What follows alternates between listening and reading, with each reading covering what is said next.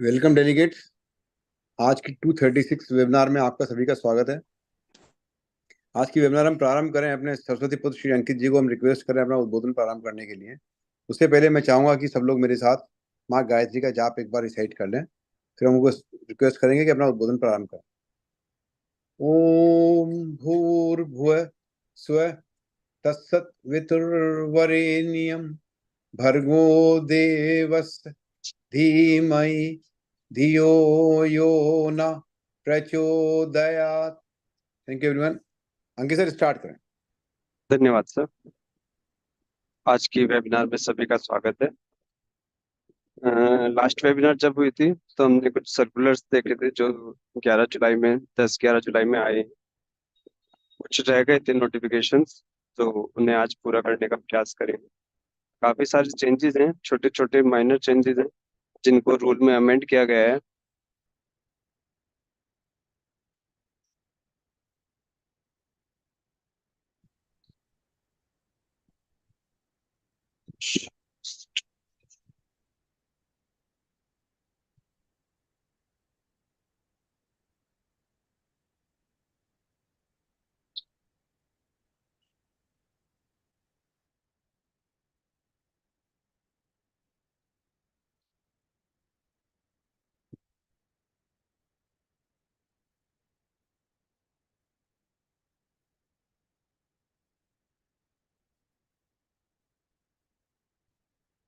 Notification number 12 है। इसमें rules को जो अमेंड किया गया है उसकी डिटेल दी गई है। जो जो प्रेस रिलीज में कहा गया था, तो उसमें से कुछ चेंजेस रूल्स में अमेंड करने थे उनके हिसाब से, तो उनको रूल्स में अमेंड किया गया है। सबसे पहला जो चेंज है वो रजिस्ट्रेशन को लेकर है। जब हम रजिस्ट्रेशन अप्लाई करते हैं तो अभी तक क्या था कि आधार ऑथेंटिकेशन से रजिस्ट्रेशन अप्लाई किया, और अगर आधार ऑथेंटिकेशन नहीं कर पाते हैं तो हमें 30 दिन का टाइम मिलता है। रजिस्ट्रेशन सबमिट होने के बाद अधिकारी वेरिफिकेशन करेगा, सर्वे करेगा, और उसके बाद आपको जीएसटी नंबर अलॉट होगा। लेकिन अब इसमें चेंज करने जा रहे हैं। इसमें चेंज ये होगा कि अगर आपने आधार ऑथेंटिकेशन के थ्रू वेरीफाई कर दिया रजिस्ट्रेशन, तो आपका रजिस्ट्रेशन सबमिट हो जाएगा, और जैसे अभी प्रोसीजर चल रहा है उसी हिसाब से आपका प्रोसीजर हो जाएगा। लेकिन अगर आप आधार के थ्रू वेरीफाई नहीं करवा रहे हैं तो आपको अपनी एप्लीकेशन फीड करने के बाद अपने जीएसटी ऑफिस जाना होगा। वहां पर अपनी वेरिफिकेशन करानी होगी, सारे डॉक्यूमेंट्स लेकर जाने होंगे। उसके बाद जब वहां से वेरीफाई हो जाए, उसके बाद आपकी रिटर्न सबमिट, आपका जीएसटी रजिस्ट्रेशन सबमिट होगा, तब आपको रजिस्ट्रेशन इशू हो।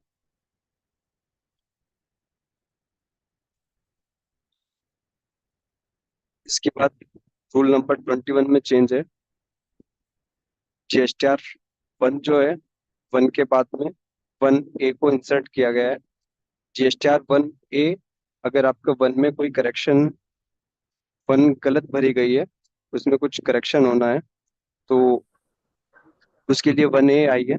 1A में क्या क्या करेक्शन कर सकते हैं उस चीज के लिए रूल 21 को इन्होंने अमेंड किया है। उसके बाद इसमें रूल 21 में क्लोज सेकंड है। क्लोज सेकंड में इन्होंने दिया था, पहले क्या था कि पहले हमारा कोई रजिस्ट्रेशन कैंसिल हो जाता था। रजिस्ट्रेशन कैंसिल होने के बाद में हमारे पास ऑप्शन होता था रिवोकेशन फाइल करने का। जिस डेट तक हमारा रजिस्ट्रेशन कैंसिल हुआ है उस डेट तक की हमें अपनी रिटर्न फाइल करनी होती थी। फिर हम रिवोकेशन फाइल करते थे, और रिवोकेशन फाइल करने के बाद में जब हमारा रजिस्ट्रेशन ग्रांट हो जाता था, तो हम फिर दोबारा से जो आगे की रिटर्न है, जो हमारा रिटर्न सबमिट हुई और तब जब हमारा रजिस्ट्रेशन एक्टिव हुआ, उस बीच की जो रिटर्न रह जाती थी वो रिटर्न फाइल कर लेते थे। उसके लिए हमारे पास कोई टाइम बाउंडेशन नहीं थी कि इतने टाइम के अंदर हमें रिटर्न फाइल करनी है, नहीं।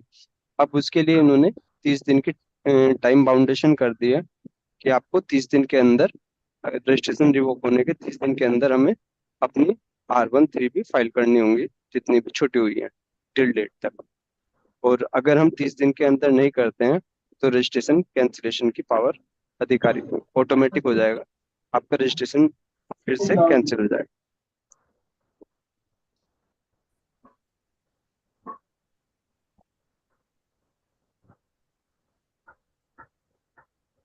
इसके बाद है 4 नंबर में, इसमें GSTR 1 और 1A को लेकर अमेंड है। जहाँ पर 1 था, 1 के साथ में 1A को ऐड कर दिया है। 5 नंबर रूल 28 को लेकर है।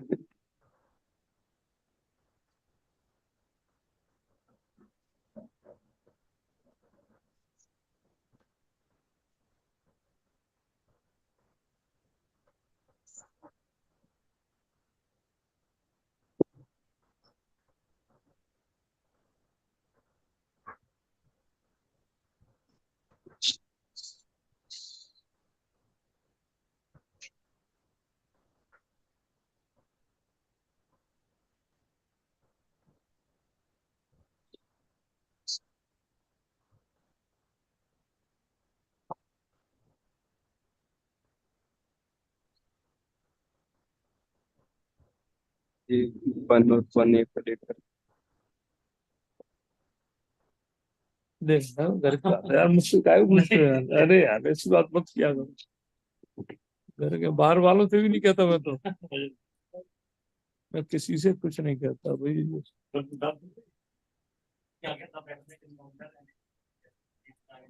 इसके बाद ये रूल 39 में था, ये GSTR 6 को लेकर है, इनपुट सर्विस डिस्ट्रीब्यूटर्स के लिए।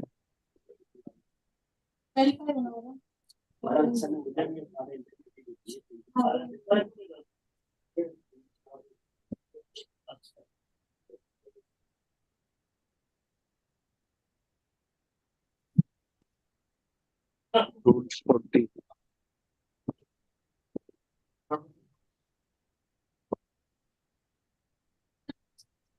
करो ना।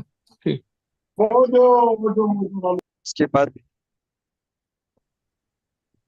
रूल 59 में अमेंड किया गया है।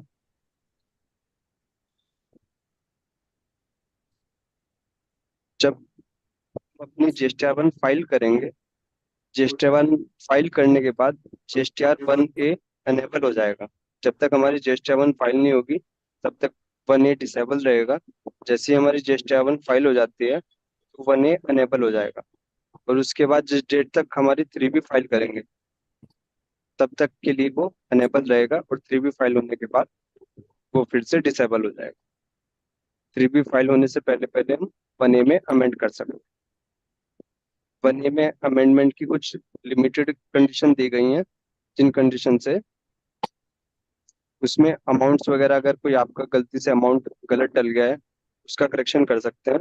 अगर आपका कोई GST नंबर ही गलत डल गया है, तो उसके लिए उसका कोई अमेंडमेंट उस 1A में नहीं है। उसके लिए आपको नेक्स्ट मंथ की GSTR 1 में ही अमेंड करना हो।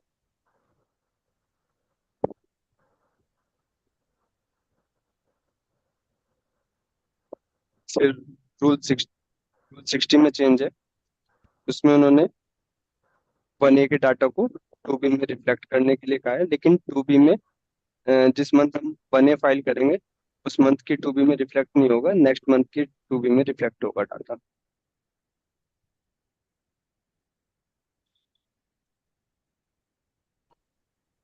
इसके बाद रूल 62 में अमेंड किया गया है।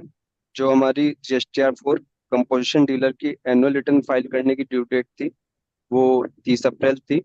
उस 30 अप्रैल को बढ़ाकर 30 जून कर दी गई है।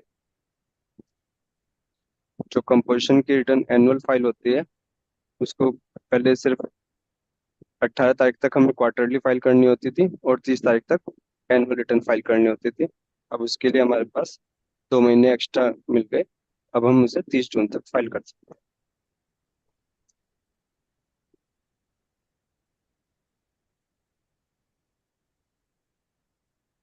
उसके बाद रूल 88B में चेंज आया है। जो हमारा 3B फाइल होती थी, पहले 3B अगर हमारी डिले फाइल होती थी, और हमारा जितना भी कैश लेजर में अमाउंट है, कैश लेजर का अमाउंट अगर एडजस्ट करते थे, तो हम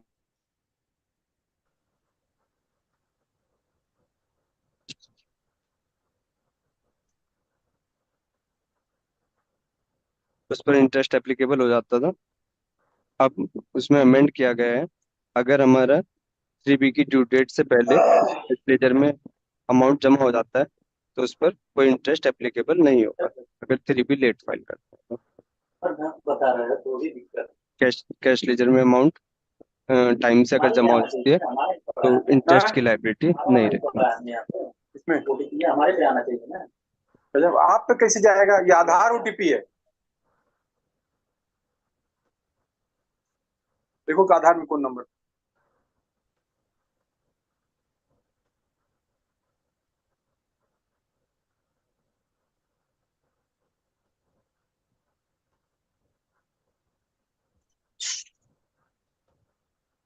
कहाँ चले जा रहे हो? हाँ, दिलीप सर अनम्यूट कर दीजिए।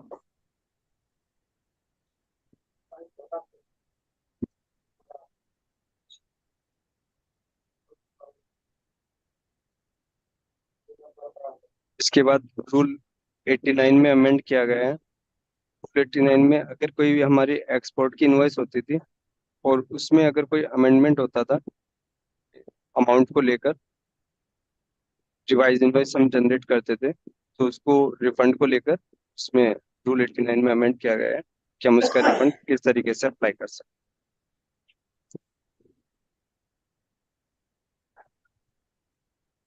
रूल 95 कैंटीन्स के लिए है। कैंटीन्स अपना रिफंड कैसे अप्लाई कर सकते हैं, उनको पावर दी गई है। पहले अलग से सेक्शन नहीं था, अब उसके लिए 95B अलग से रूल ऐड कर दिया है, तो उसके थ्रू वो अपना रिफंड अप्लाई कर सकते हैं।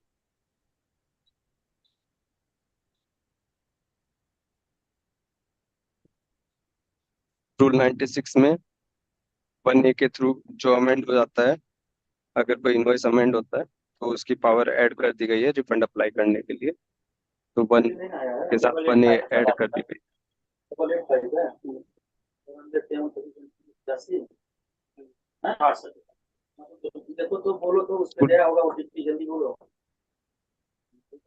दिलीप सर अनम्यूट कर लीजिए, दिलीप कुमार रस्तोगी जी।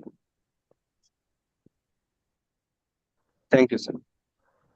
इसके बाद रूल रूल 110 है। इसमें ट्रिब्यूनल के अगेंस्ट जब हम अपील फाइल करेंगे तो हमें APL 05 APL 06 कैसे फिल करनी है, उसके पूरा प्रोसीजर, ट्रिब्यूनल के अगेंस्ट जो अपील फाइल करनी है वो पूरा प्रोसीजर इसमें दिया गया। 110 और 111।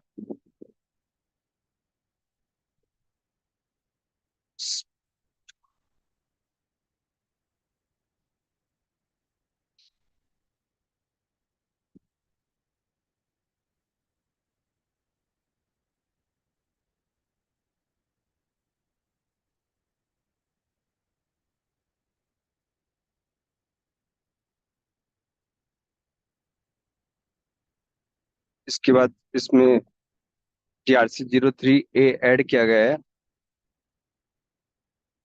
TRC 03A, अगर हमारी कोई TRC 07 जनरेट हो जाती है उसके बावजूद भी अगर हम कोई TRC 3 से जमा कर देते हैं अमाउंट, तो उसको एडजस्ट करने के लिए एक एप्लीकेशन जनरेट की गई है TRC 03A, जिसमें हमें एक एप्लीकेशन फाइल करनी होगी। उसमें हमें मेंशन करना होगा ऑर्डर नंबर और जो हमारा TRC 3 ऑलरेडी जमा है उसकी डिटेल। उसके बाद अधिकारी को उसमें पावर हो उसको एडजस्ट करने की। बाकी जो जो इसमें फॉर्म्स में अमेंड हुए हैं वो फॉर्म्स ऐड कर दिए गए हैं, GSTR 1A का, TRC 03A का।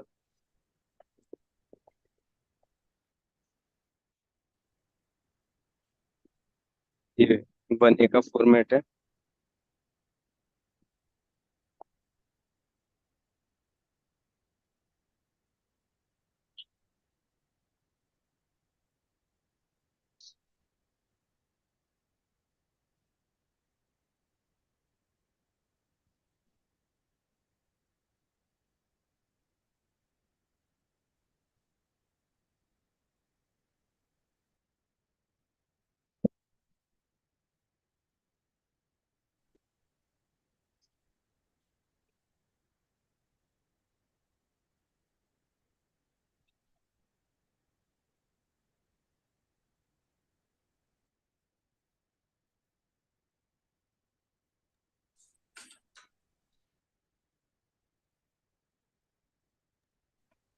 ये फॉर्म के जो फॉर्मेट है उसके बारे में बताया गया है कि जो नए फॉर्म का TRC 01 ए और 3 ए आए हैं, तो उसको किस तरीके से कैसे फिल करना है, क्या क्या डिटेल उसमें ऐड की जा सकती हैं, तो उसके पूरा प्रोसीजर फॉर्म्स के साथ साथ दिया गया। नोटिफिकेशन नंबर 12 में ये था। इसके बाद नेक्स्ट नोटिफिकेशन है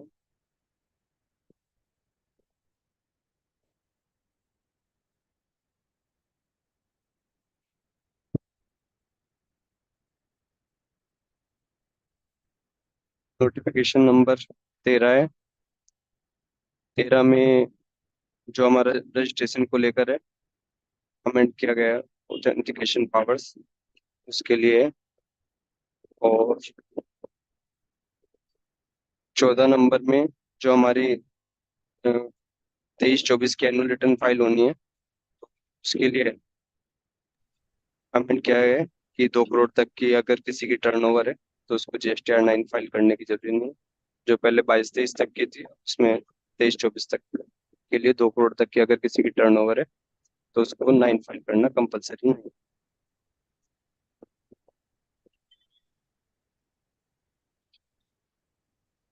नोटिफिकेशन नंबर 15 है, जिसमें एनुअल रिटर्न की लेट फीस पहले 0.5% CGST 0.5% SGST मैक्सिमम थी, अब उससे घटाकर 0.25% कर देगा। 0.25% CGST, 0.25% SGST maximum late fees annual return की। Innovator 0.25, 0.25. 0.25 पहले 0.5 था, अब उसे घटा के 0.25।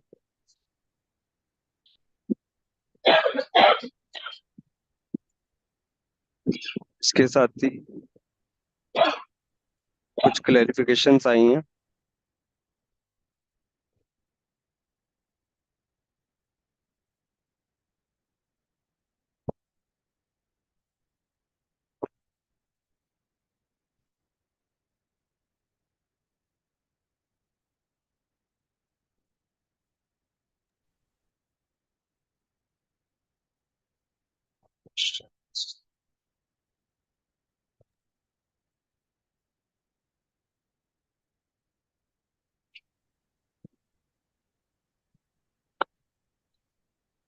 कुछ क्लैरिफिकेशंस एप्लीकेबिलिटी ऑफ GST को लेकर थी सर्विसेज पे, तो वो सर्विसेज ये दी हुई है।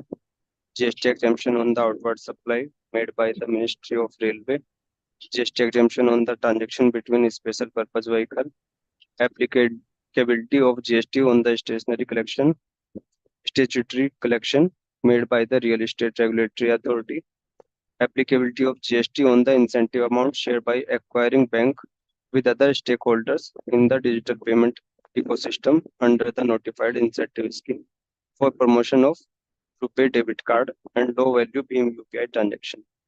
GST liability on reinsurance specified general and life insurance scheme. GST liability on the reinsurance of insurance scheme for which total premium is paid by the government. Applicability of GST on retrocession services. GST liability on certain accommodation services. ये सारी services थी जिसमें GST applicable होगा या नहीं होगा उसके बारे में डिटेल क्लैरिफिकेशन दिया गया है। एक एक पॉइंट पर अलग अलग क्लैरिफिकेशन इसमें दिया गया है। अगर इससे रिलेटेड कोई भी किसी की कुछ GST एप्लीकेबिलिटी की समस्या हो तो वो इस नोटिफिकेशन से क्लियर हो जाए।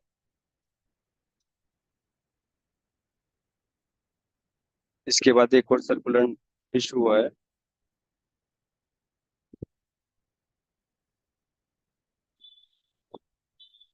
Circular number 229।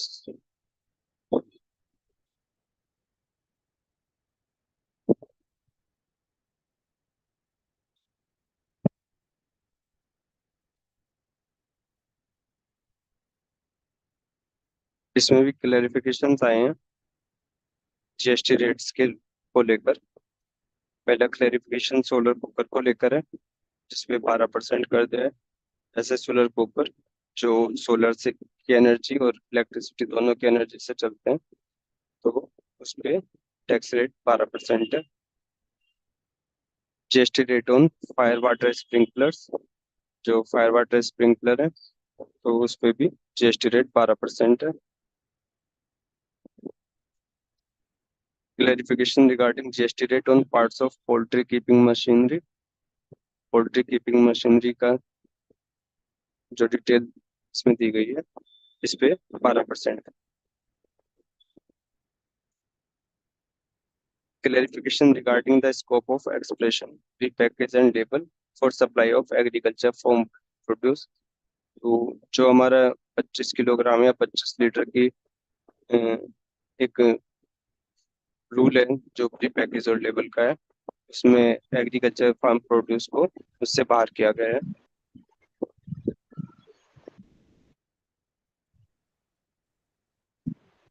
Clarification regarding supplies of goods made to by agency engaged by government।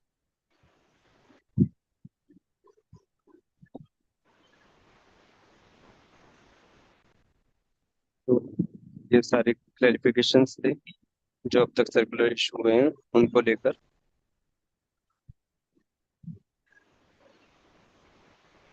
अंकित जी, जो आपने इंटरेस्ट का बता रहे थे कि जिसका जी। पैसा जमा हो गया इंटरेस्ट लगेगा, उसका थोड़ा सा एक बार रिपीट करिएगा। किस चीज का सर? इंटरेस्ट अच्छा, इलेक्ट्रॉनिक मैं कैश में एक्चुअली अगर पड़ जाता है तो? जी जी जी सर, एक्चुअली मैं गाड़ी ठीक, ड्राइव कर रहा था तो कोई नहीं आवाज कोई वो नहीं हो गई थी, ब्रेक हो गई जी, थी। कोई नहीं, मैं सर्कुलर दोबारा नोटिफिकेशन।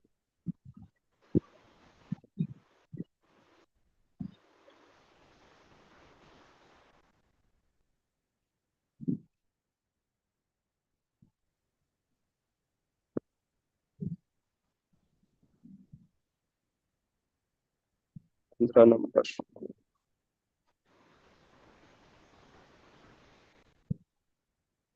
ये सर 15 नंबर में रूल 88B में चेंज हुआ है।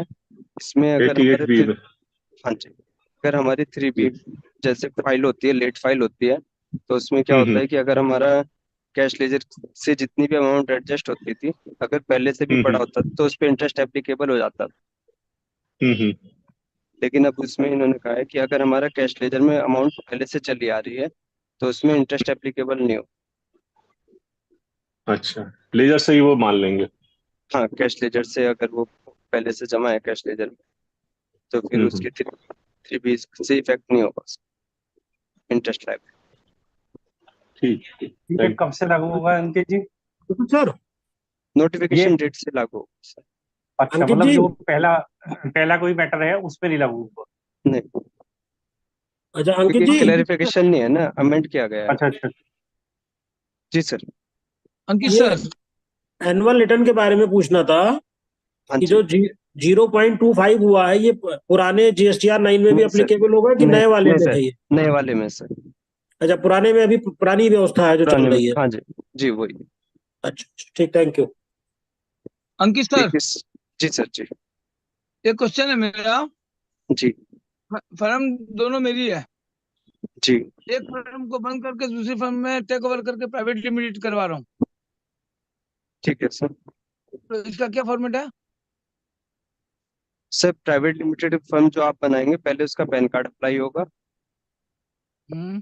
फिर उसके बाद आपका जो भी उसमें स्टॉक होगा पहले आप नया रजिस्ट्रेशन अप्लाई करेंगे प्राइवेट हाँ। लिमिटेड कंपनी का। हम्म। और उसके बाद उसे मर्जर में डालेंगे। जब आप उसे एप्लीकेशन फाइल करेंगे तो उसे मर्जर में डालेंगे कि आपका कॉन्स्टिट्यूशन मर्जर। चेंज हो। पहले आप हाँ प्रोप्राइटर में थे, अब इसे प्राइवेट लिमिटेड में करें। उसके बाद फिर आप हाँ। अपनी पुरानी फर्म का जो स्टॉक था वो नई फर्म में ट्रांसफर करेंगे। अगर आईटीसी ट्रांसफर करना है तो आईटीसी भी ट्रांसफर किया जाएगा। उसके बाद हम्म। फिर पुराने वाली फर्म बाद में बंद होगी और उसमें भी मेंशन किया जाएगा कि आपकी ये वाली फर्म इस फर्म में मर्ज हो। अच्छा, यही फॉर्मेट है बस। जी। और फॉर्म 10 भी भरना पड़ेगा क्या? फॉर्म 10 पुराने वाली फर्म में भरा जाएगा। पहले उससे जो भी आपका स्टॉक होगा स्टॉक इसमें ट्रांसफर होगा ना सर, फिर हम्म। वहां पे स्टॉक नील हो जाएगा पुरानी हम्म। फर्म में, तो वहां पे फिर आप 10 फाइल कर। ठीक है sir, thank you sir. Okay. इसमें एक चीज बताने से रह गए थे, ये रूल 59 में सब रूल 4 में जो चेंज हुआ है इसमें हमारा B2C की अगर हम स्टेट से बाहर सेल करते हैं B2C की, तो उसकी डिटेल देनी होती थी अलग से R1 में। तो उसकी लिमिट पहले 2.5 लाख थी। अगर हम कोई सिंगल इनवॉइस 2.5 लाख का काटते थे अपने स्टेट से बाहर, तो हमें उसकी इंटीमेशन देनी होती थी GST R1 में। अब 1 अगस्त 24 से 2.5 लाख से घटा के 1 लाख कर दिया है। अगर हम कोई भी सिंगल इनवॉइस 1 लाख या 1 लाख से ऊपर की किसी अनरजिस्टर्ड डीलर को स्टेट से बाहर सेल करेंगे, तो उसके हमें B2C में हमें B2C में उसको मेंशन करना हो। ये सर ये 1 अगस्त 24 से एप्लीकेबल होगा। अरे डिटेल देनी होगी ना, B2B की तरह B2 डिटेल देनी होगी B2C की। हाँ, जैसे जैसे B2B की डिटेल देते हैं ऐसे B2C की डिटेल देते हैं। ये सर किस महीने से एप्लीकेबल है ये वाला? 1 अगस्त से एप्लीकेबल होगा। अगस्त की रिटर्न अच्छा जब सितंबर में फाइल होगी तो अच्छा वहां देन पे एप्लीकेबल होगा। ओके। अंकित जी, इसके लिए कौन सा कॉलम है? B2C लार्ज आपकी आवाज ब्रेक हो रही है, एक बार रिपीट कर। GSTR1 में B2C लार्ज का एक ऑप्शन होता है, B2CL। ठीक है, लार्ज वाले में डालना है ना, ठीक हाँ है। जी, हाँ जी। वहां पे पहले 2.5 लाख वाली फिगर डलती थी, अब उसे ढाई जी लाख जी, से अब घटा 1 लाख। के 1 लाख कर दिया गया। जी जी, ठीक।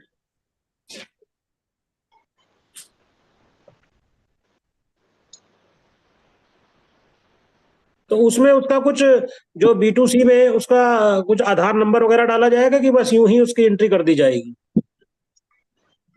B2CL में ऑप्शन सर नेम का है, नाम अच्छा डलेगा, सर, स्टेट स्टेट डलेगा। और नेम, कोई आधार अच्छा, वगैरह, कोई पैन नंबर वगैरह नहीं? 1 सेकंड में उसे चेक कर लेता हूँ। हर वाला उसमें सर कैब का ऑप्शन है कि नहीं है? 1 सेकंड सर, बस मैं नेम लॉग इन कर लेते। ठीक। रूल्स में तो लिखा हुआ ही है B2C में आधार नंबर देना नहीं होगा अगर है तो। आधार नंबर का 1 सेकंड। जो इसको जोड़ो था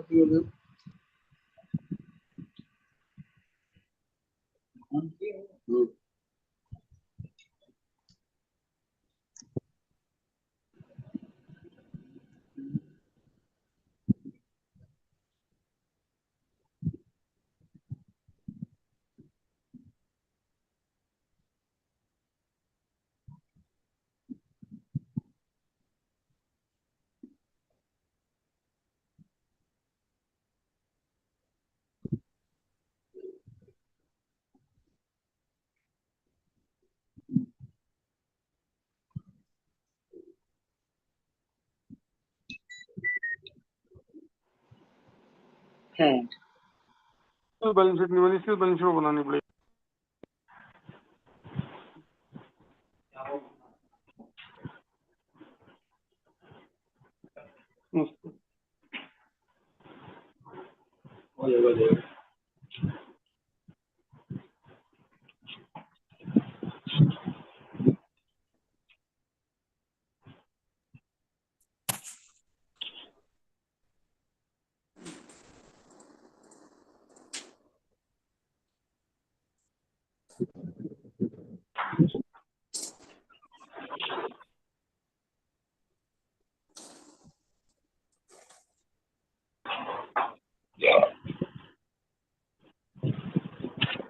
इसमें sir place of supply, invoice number, invoice date और टोटल इनवॉइस वैल्यू, बस बस। बाकी कोई पैन नाम आधार, आता है कुछ नहीं फिल कर, नहीं कुछ, ना पैन आधार कुछ? ना नाम, ना पेन, ना आधार, कुछ। बस वो सिंगल इनवॉइस ही डालते हैं कि इस इनवॉइस नंबर पे इस डेट को कितनी वैल्यू। मतलब यानी कि सिर्फ यदि कैश लिख के भी बिल काटना चाहे तो काट सकते हैं। इसका कैश लिख के अंकित जी मेरे इसका इसका मोटो अंकित जी मेरे हिसाब से ये होगा, ये देखना कि बिना अनरजिस्टर्ड ये 1 लाख से ज्यादा कितनी इनवाइस कर रहे हैं, बाकी हाँ कोई जी, यूज नहीं है उसको, जी परचेजर जी को तो कोई ट्रेस आउट कर नहीं पाएंगे। जी। परचेजर को कोई इनपुट नहीं लेना है, कुछ नहीं। नहीं, ये तो ट्रेस आउट भी नहीं कर पाएंगे, कोई डिटेल तो मांग हाँ नहीं जी, रहे ना परचेजर की। नहीं नहीं नहीं, इसको ट्रेस केवल आउट। सेलर की ये देखना चाहते हैं कि मतलब हाँ यदि इंटेंशनली ये ज्यादा दिखा तो नहीं रहा कि भाई 1 लाख की जी हम जी। इतने पार्टी इसको सेल कर रहे हैं, राइट। इसमें आगे टैक्स चोरी ना की जाए उस चीज को भी बस ध्यान में बस, रखते हैं वही कि वही कभी वो वही बाद वही में उन्होंने फिगर ना चेंज कर दें। नहीं, जिसकी जिसकी ज्यादा हो जाएगी ना इस टाइप से सेल्स, तो फिर ये जी डिटेल भी मांगेंगे कि आप उसके हाँ प्रोवाइड जी करिए कि आपने किस किस को किया है। जी जी जी। ठीक सर। अंकित जी थैंक ये यू सर। बताइए, जी अंकित जी, हाँ जी हाँ जी जो एग्जेम्प्टेड गुड्स हैं जी और एक्स यूपी सप्लाई हो रहा है, हाँ जी। उसको वो जीएसटी बिल कहाँ शो किया जाएगा? सर वो तो एग्जेम्प्टेड का कॉलम है ना सर, उसी में जाएगा। तो उसको उसमें आपको GST invoice number, wise detail नहीं देनी है। हाँ वो कैसे वहां पर शो होगी परचेजर के यहाँ, वो कैसे उसका नहीं सर, पता वो चल परचेजर के यहाँ रिफ्लेक्ट नहीं होगी, उसके रिफ्लेक्ट? रिफ्लेक्शन का कोई ऑप्शन नहीं तो है, ये एग्जेम्प्टेड एक गुड्स के पॉइंट, रिफ्लेक्शन। नमस्कार सर, ये एक पॉइंट है ये इसको सही कराने का, इसमें कई सारी इश्यूज आती हैं। सर कुछ जगह थी पहले, शुरू शुरू में रही है समस्या, उसके बाद नहीं है। क्योंकि नहीं शुरू में अभी क्या किया, अभी कुछ लोग उसे R1 में डालते थे, आर नहीं तो वो R1 में P2P में नहीं अब R1 में 0% में। अब R1 में B2B में डालते हैं ना, तो जीएसटीआर 3B में डिफरेंस डिफरेंस शो करने हाँ जी लगता है हाँ जी, और उसमें क्योंकि वो नोटिस आ एग्जेम्प्टेड के जाती है। कॉलम में नहीं ले जाता ना वो, फिर हाँ हाँ, तो अब वो वो उसे नोटिस आ टैक्सेबल जाती वैल्यू है, मानता है। टैक्सेबल वैल्यू मानता है। जी लेकिन वो कहता है कि हमको दिखाई नहीं दे रहा है, परचेजर कहता है हमको दिखाई नहीं दे रहा है। तो ये सर। मुझे लग रहा है कि जीएसटी में इसको एक अमेंडमेंट कराने लायक है, ये बात कहने लायक है कि साहब इसको कुछ ऐसा चीज वहां पर शो करिए कि एग्जेम्प्टेड गुड शो हो। एग्जेम्प्टेड की देखो, कहीं पे उसे इनपुट तो लेना नहीं है, इनवॉइस से वो नहीं, अपने को साबित कर सकता है, लेकिन लेना नहीं है, लेकिन हमें जीएसटी में अपनी अपनी परचेज और सेल दिखाने के लिए तो शो होना चाहिए, हमने आईटीआर फाइल करने के लिए कि हमने इतना एग्जेम्प्टेड गुड्स खरीदा। जी ये सर। जीएसटी में एक अमेंडमेंट कराने के लिए हम लोग एक पॉइंट लिख सकते हैं उनको। ये कई सारी हमारी पार्टियों को दिक्कत आती है ऐसी। सर ऐसे दरअसल में में क्या नोट होता है, देखो बहुत से गुड्स ऐसे होते, इनवॉइस ऐसे होते हैं जिसमें एग्जेम्प्टेड की भी सेल होती है और टैक्सेबल की भी सेल होती है। जब हम उसे भी फीड करते हैं तब वहां पे भी ये प्रॉब्लम आती है। जब हम ठीक, P2B फीड करेंगे तो वहां पे 0% की फिगर डालते हैं और टैक्सेबल भी डालते हैं। और जब वो 3B में डाटा जाता है, वो टैक्सेबल वैल्यू में ही सारी उठाता है, एग्जेम्प्टेड अलग नहीं करता। हाँ यही तो दिक्कत आ रही है ना, फिर वो नोटिस भेजते हैं ये वो लोग कि आप हाँ उसको, जी आपने इसको ऐसे कर दिया है। तो हम जी उनको फिर वो कहते हैं कि हमको जीएसटी का बिल लेकर आइए एग्जेम्प्टेड वाला, क्योंकि अभी जी हमारे जी पीछे 2-3 केसेस में उन्होंने हमसे मांगा था। खैर हमने उनको ठीक लिख है कर सर। दिया था तो वो मान गए थे। जी तो ठीक है sir, GST thank you bill sir, हमें थैंक यू। कैसे मिलेगा, मैं समझ में नहीं आया। क्या चीज? सर दरअसल में क्या होता है कि जीएसटी का हमारे बिल। हमारे जो भी परचेज इनवॉइस है वो वेरीफाई नहीं हो पाती। एग्जेम्प्टेड गुड्स की भले ही है, लेकिन एक ही होता है कि ऑटोमेटिक वेरीफाई होना कि हाँ हमने परचेज एक्चुअल में किया है। हम्म, अगर मैं उसके लिए कोई मेरा ऑप्शन अवेलेबल हो जाए तो। मेरा कहने का मतलब है जीएसटी अगर कोई बिल बनता है तो उसमें हाँ जी 5, 12, 18, 28 का वो रहेगा टैक्सेशन, और हाँ जीरो जी। परसेंट का तो जीएसटी बिल बनता नहीं कोई tax invoice. Sir tax invoice नहीं बनता, लेकिन उसके लिए भी ऑप्शन आना चाहिए ना, इनवॉइस वाइज उसको चढ़ाने के लिए पोर्टल राइट पे राइट, उसकी भी एप्लीकेबिलिटी होनी चाहिए कि बिल्कुल इनवॉइस राइट, वाइज उसकी डिटेल सबमिट हो जाए। राइट, ताकि वो परचेजर और सेलर शो कर सके कि मेरी इतनी सेल है। हाँ जी। अंकित जी, ये वो प्रॉब्लम तो कंपोजिट वालों को भी आती है, उसमें भी कॉलम जो है वो दोनों का लेता है, लेकिन आधा परसेंट जो टैक्स अपन कैलकुलेट करते हैं वो टैक्स पे करते हैं। एक बार रिपीट कीजिए सर।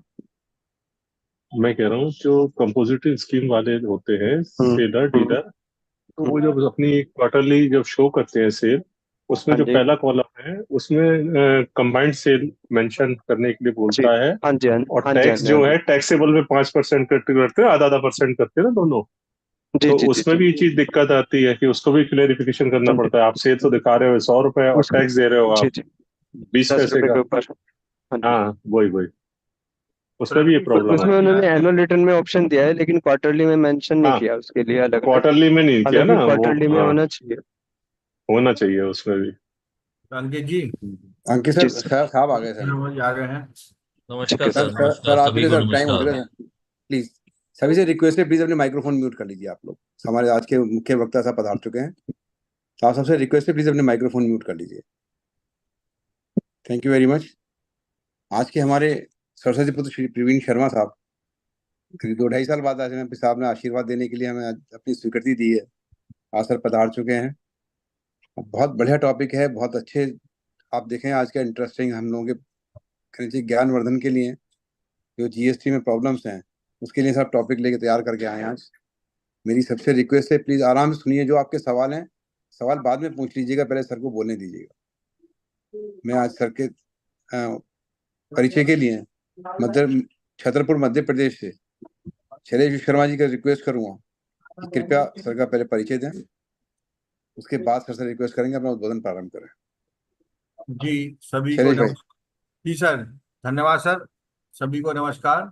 और जीएसटी का आज एक और विषय लेकर हमारे बीच में चार्टर्ड अकाउंटेंट श्री प्रवीण शर्मा जी आए हैं।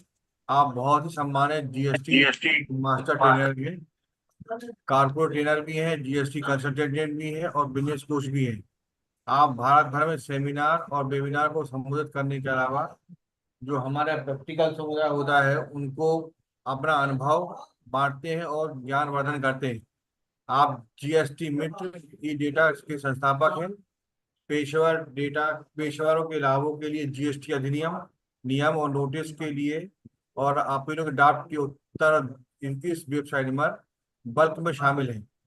आप टैक्स फॉर वेल्थ जो स्किल अकाउंटेंट स्टार्टअप के लिए है और टैक्स बोर्ड GPT.ai के जो सह संस्थापक हैं। ये एआई जो आपका व्यक्तिगत टैक्स असिस्टेंट है, जो बड़े पैमाने पर पेश जो हम जैसे प्रोफेशनलों के लिए लाभ का काम करता है, हमारी सहायता भी करता है और हमारे काम को आसान बनाता है। आप स्टॉक और फाइनेंस मार्केट डोमेन में नियमित शोध विशेषज्ञ भी हैं। ये तो था आदरणीय प्रवीण जी का परिचय। मैं बहुत दिन से देखता था कि टैक्स बोर्ड GPT क्या है और ये एआई क्या है, ये कैसा काम करती है। तो आज सौभाग्य ऐसा है कि श्री प्रवीण शर्मा जी आज हमारे बीच में मौजूद हैं। वो अगर समय मिलेगा तो इस विषय में जरूर हमको थोड़ा सा बताएं कि ये किस तरह से हम लोग का सहायता करेगा। जो GPT एआई बनाया है आपने, वो सहायता कैसे करेगा। बाकी लिटिगेशंस हैं और जो समस्या है जीएसटी के पैदा होने से ही चली आ रही है। ऐसा बच्चा है जीएसटी जो जब से आया है, जब से बीमारी है और उसके स्वास्थ्य के लाभ की कोई उम्मीद भी नहीं दिख रही है हमें कि कोई स्वास्थ्य लाभ उसका होगा कभी कि नहीं होगा। लेकिन खैर, हम उसके मानो ना मानो उसके रक्षक संरक्षक तो हैं, उसका ठीक करना हमारी जिम्मेदारी बनती है। तो प्रवीण शर्मा जी आज हमारे बीच में हैं, तो आप अपना उद्बोधन देंगे। अब मैं उनसे निवेदन करूंगा कि आप उद्बोधन चालू करें और जो थोड़ी बहुत समस्या हम लोगों की है उसका निदान भी करें। आदरणीय प्रवीण शर्मा जी। धन्यवाद sir for my brief introduction and सभी को दिल से धन्यवाद। उपकास मंच और सभी बार एसोसिएशन जो इससे जुड़ी हुई हैं। मैं पिछले काफ़ी समय से फॉलो करता आ रहा हूँ पूरे वेबिनार शेड्यूल को और हर्ष शर्मा जी का बहुत ही तहे दिल से शुक्रिया कि उन्होंने मुझे ये अपॉर्चुनिटी दी जीएसटी के टॉपिक से रिलेटेड। सो जैसे कि आपने सर कहा बिल्कुल ठीक, एक टैक्स बॉट जीपीटी एक एआई टूल इंप्लीमेंट किया है for the benefit of the professionals. अब प्रोफेशनल्स में अकाउंटेंट हो उनके लिए भी सहायता है, चार्टर्ड अकाउंटेंट हैं, एडवोकेट हैं, ये सभी के लिए सहायता है। आर्टिफिशियल इंटेलिजेंस बेस्ड ये सिस्टम है, सॉफ्टवेयर नहीं है। आपकी क्वेरी को सॉल्व करेगा, आपको रिप्लेस नहीं करेगा। इस बात को समझना जरूरी है कि एआई, देखो एआई सब जगह आ रही है, तो फाइनेंस में क्यों नहीं आएगी एआई? जरूर आएगी और आ गई है। हमने इस एआई के अंदर कंटेंट अपना इस तरीके से डेवलप किया है कि कोई भी क्वेश्चन आप उसको पूछोगे, वो चैट बॉट एआई आंसर कैसे देगा? With reference to the section. अच्छा, इसमें ये ऑन हो गया जरा। विद रेफरेंस टू दी, एक छोटा सा उदाहरण दिखा दें अगर संभव हो स्क्रीन पर। दिखाऊंगा सर, दिखाऊंगा। मैं थोड़ा सा अभी इंट्रोडक्शन दे रहा हूँ इस जी सर। टॉपिक के ऊपर। आपके सामने एक गूगल, ठीक है, ये तो आप बहुत भली भांति जानते हैं कि इसका यूज हम किस तरीके से करते हैं, राइट? मैंने अभी गूगल को बोला ई वेबल, क्लियर है ना? सभी लोग इसका इस्तेमाल जरूर करते हैं अपने डे टू डे लाइफ के अंदर। व्हाट इज ई वेबल? अब इसमें कौन सी वेबसाइट सही बता देगी? गवर्नमेंट की वेबसाइट सही बताएगी, है ना? E way bill in case of job work. अब कौन सी वेबसाइट सही बताएगी? आपसे मैं थोड़ा सा इंटरेक्शन करना चाहूंगा चैट बॉक्स के माध्यम से कि आप इसका किस तरीके से यूज करते हैं। बताइए प्लीज, चैट बॉक्स में आप लिखते रहिए, क्योंकि इंटरेक्शन बहुत जरूरी है। नया टॉपिक है आप सबके।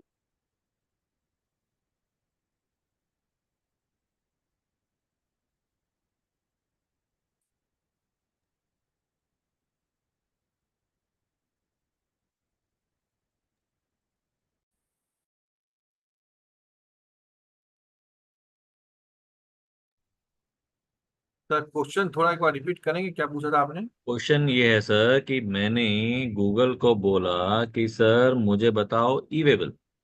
तो गूगल ने बहुत सारी इंफॉर्मेशन मुझे दे दी, है ना। जी। ई वेबल की वेबसाइट दे दी, ई वेबल की गवर्नमेंट की वेबसाइट दे दी, नेशनल इंफॉर्मेशन सेंटर की दे दी, फिर जोहो आ गया, कुछ और आ गया। ठीक म्यूट है। करके रखिए सर अपने आप को प्लीज। ठीक है। अब मैंने लिखा ई way bill in case of Zoho. पहले कुछ और आ रहा था, अब कुछ और लिंक्स आ रहे हैं, दिख रहे होंगे आपको। सरल प्रो। जी। बिल्कुल ठीक कह रहे हैं, मुझे आंसर चैट बॉक्स में मिला है। एक एडवोकेट साहब ने लिखा है, यहां से रेफरेंस लिया जा सकता है ओनली, एग्जैक्टली एक्ट से पता लगेगा। बिल्कुल ठीक। तो कहीं ना कहीं गूगल के ऊपर मैं रिलाई नहीं हो सकता, इतनी इस बात को आप समझते हो? यस और नो? गूगल की बातों से मैं रिलाई नहीं हो सकता। जो ये कहता है उसमें मेरे भी लिंक होंगे, मेरे भी आर्टिकल होंगे, कोई और वक्ता होंगे, उनके भी इसके अंदर आर्टिकल होंगे, वीडियो होंगे, बहुत सारी चीजें अवेलेबल होगी। आप समझ गए मैं क्या कहना चाह रहा हूँ आपसे? This is one of the AI, tax bot GPT. Note करके रखिएगा, आपके जरूर प्रैक्टिस में काम आएगी। Tax bot GPT.ai, tax bot GPT.ai। Right side में आपको डैशबोर्ड दिख रहा है, विजिबल है? मैं यहां गया और मैंने अपना ईमेल आईडी लगाया और मेरी ये मशीन स्टार्ट हो गई। आगे प्रोसेस आपको सबको समझ में कि मैंने टैक्स बॉट GPT.ai पे गया। वन वर्जन मेरी कोई finance related query, to version with case laws दिख रहा होगा आपको। पहले हम दो वर्जन के ऊपर बात करेंगे। 1.0 is query related to income tax and GST normal query, and 2.0 with the case loss। 3 पे मैं नहीं जा रहा, चैट जीपीटी एंटरप्राइज पे मैं नहीं जा रहा, मैं 2.0 में स्टार्ट करता हूं। एक क्वेश्चन यहां पे बना हुआ है, व्हाट इज ई इनवॉइसिंग। मैंने यहाँ पे चैट बॉट को पूछा क्वेश्चन, मैंने चैट बॉट को कहा कि व्हाट इज ई इनवॉइसिंग। थोड़ा सा सिस्टम प्रोसेस हो रहा है, सिस्टम एनालाइज कर रहा है, मशीन रीड कर रही है। अब मशीन क्या रीड कर रही है? मशीन रीड कर रही है इसके पीछे की जितने भी जीएसटी एक्ट है, रूल्स है, नोटिफिकेशंस है। देखो आपको रूल 48(4) मिला, रेलेवेंट केस लॉज आपको मिल रहे हैं, रेलेवेंट नोटिफिकेशन आपको 73/2020 मिला, 69/2019 मिला, रेलेवेंट सर्कुलर 186 मिला, रेलेवेंट सर्कुलर 198 मिला। Full stop. इसको आप यस कीजिए, डिसलाइक कीजिए, शेयर कीजिए, कॉपी कीजिए और रीड्राफ्ट कीजिए, तो एक नया ड्राफ्ट आपको मिलेगा।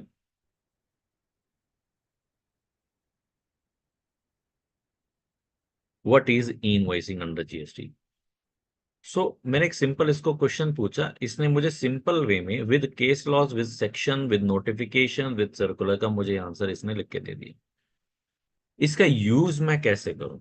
इसका यूज मैं अपनी डे टू डे प्रैक्टिस के अंदर कोई भी क्वेश्चन पूछ करके मैं इससे यूज कर सकता हूं। देखो अगेन, नया ड्राफ्ट, नई कहानी, नए केस लॉज, ऑब्वियसली नोटिफिकेशन तो वही होंगे, सर्कुलर भी वही होंगे, वो इसने खोल करके रख दिया। अब सेम मैं यहाँ पे पूछता हूँ ई वे बिल अंडर जीएसटी। आपको मशीन को प्रॉम्प्ट करना पड़ेगा ऑब्वियसली, ठीक है, हम समझते हैं कि ई वे बिल तो जीएसटी में ही होता है। मैंने फिर भी इसको पूछा कि ई वे बिल अंडर जीएसटी के बारे में मुझे बता मशीन। अब मशीन रीड कैसे कर रही है? मशीन के पीछे है एक्ट, मशीन के पीछे है rules. Act, rules, notification, circular, case laws. Act, rules, notification, circular, instruction और केस लॉस। इसका मतलब जो मुझे आंसर मिलेगा, क्या मैं उस पर रिलाई हो सकता हूं? हाँ, क्योंकि ये एनालाइज कहां से करके दे रहा है। देखो सेक्शन 68 बता दिया, ई वे बिल का रूल 138 से 138 ही जाना है सर। कुछ केस लॉस बता दिए, Asian switch gear, Avinash Kumar Singh, Varun beverages, relevant notification 78/2020, relevant circular 208 and brief analysis.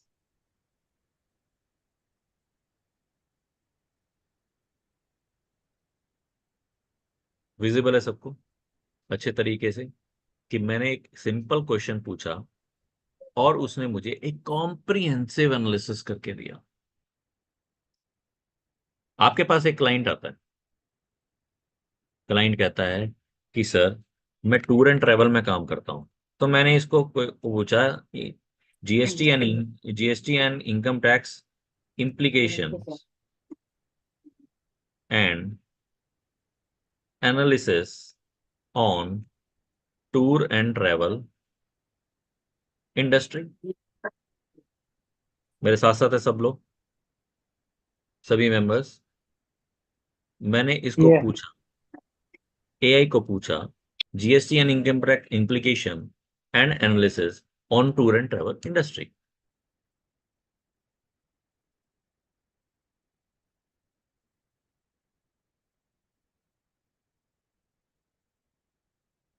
अब ये मुझे जहां जहां टूर एंड ट्रेवल के बारे में नोटिफिकेशन होगा, सर्कुलर होगा, मुझे यहाँ पे ओपन करके दे देगी।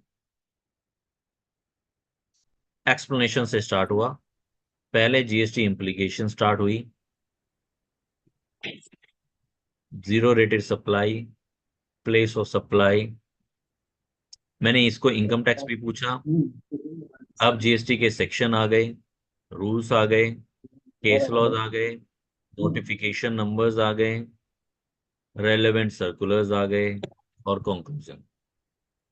तो एक सिंपल उसने आंसर दे दिया। मैं इसको फिर दोबारा पूछता हूं, GST on tour and travel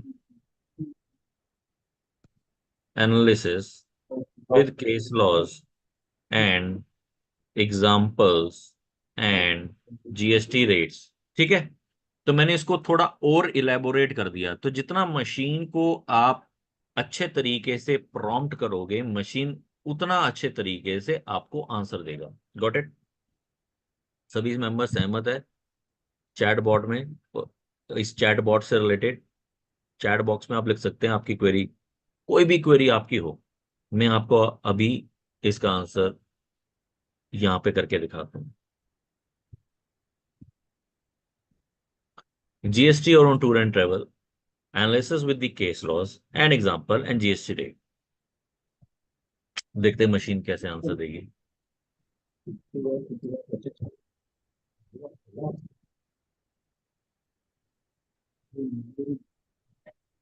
देखिएगा, एक्सप्लेनेशन स्टार्ट हुई, बहुत ब्रीफ एनालिसिस आया।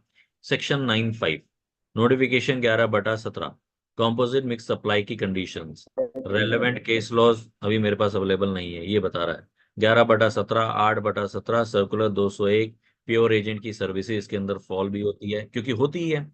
बिल मैं लेता हूं कभी क्लाइंट के नाम पे, आप समझ सकते हैं। अब बिल मैं लेता हूं क्लाइंट के नाम पे, पेमेंट में क्लाइंट से लेकर के देता हूं, तो प्योर एजेंट के अंदर वो कंडीशन को फॉल होती है। म्यूट करके रखिएगा अपने माइक को प्लीज,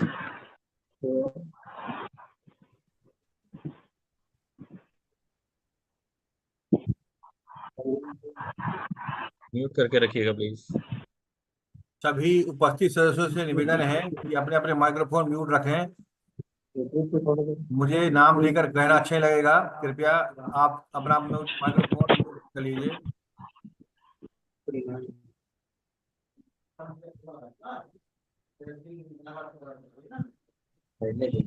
स्वास्तिक मिश्रा जी अपना माइक्रोफोन म्यूट कर लीजिए प्लीज।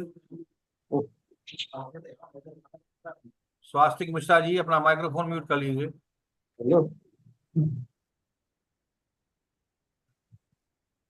मैं थोड़ा इनकम टैक्स में स्टार्ट करता हूँ। इनकम टैक्स आप ऑन, सर एक क्वेश्चन लिखिए जी इसमें, जी, इनकम टैक्स में नए नए रिज्यूम में एचआरए का लाभ लिया जा सकता है या नहीं? आपने तो वही बात कह दी, रिवेट अंडर सेक्शन 87A, है ना। अभी तो गवर्नमेंट को नहीं पता कि मैं जो यूटिलिटी दे रही हूँ कि इसमें मुझे बेनिफिट दिया जाना नहीं चाहिए। खैर, ये सब अब फिर दोबारा हम उसी मोड पे चलते हैं कि एआई, आर्टिफिशियल इंटेलिजेंस, हमारी क्वेरी का आंसर दे देगा। ठीक है, मैंने इसको लिखा rebate under section 87A of income tax. देखो, ये बहुत सिंपल क्वेरी और आंसर के लिए बनता है। ये एडवोकेट और चार्टर्ड अकाउंटेंट को तो रिप्लेस नहीं कर पाएगा, किसी भी हालत में नहीं कर पाएगा, क्योंकि प्रोफेशनल के अलग स्किल्स है, एप्लीकेशन ऑफ माइंड है। ये मेरी एक सिंपल क्वेरी का आंसर बता सकता है कि देखो मेरे साथ ये हो रहा है, क्या आप मुझे बता सकते हो कि इसके ऊपर HSN कोड क्या होगा, जीएसटी रेट क्या होगा। Section 44AD and ADA, 44ADA comparison, ये तो कहीं नहीं मिलेगा। किसी ने बना रखा होगा तो बात अलग है, बट ये लॉ में से एनालिसिस करके मिल रहा है। आप इस बात को समझना कि लॉ के अंदर से एनालिसिस करना कितना डिफिकल्ट टास्क है, एक मशीन को रीड करना कि जहां ये वर्ड्स लिखे हैं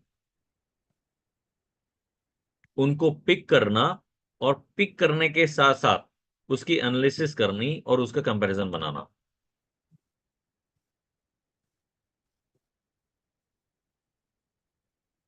मैंने इनकम टैक्स के बारे में लिखा, अब मुझे यहां पे लिखना चाहिए था इन इनकम टैक्स, बट देखते हैं, क्योंकि 44AD जीएसटी में नहीं है।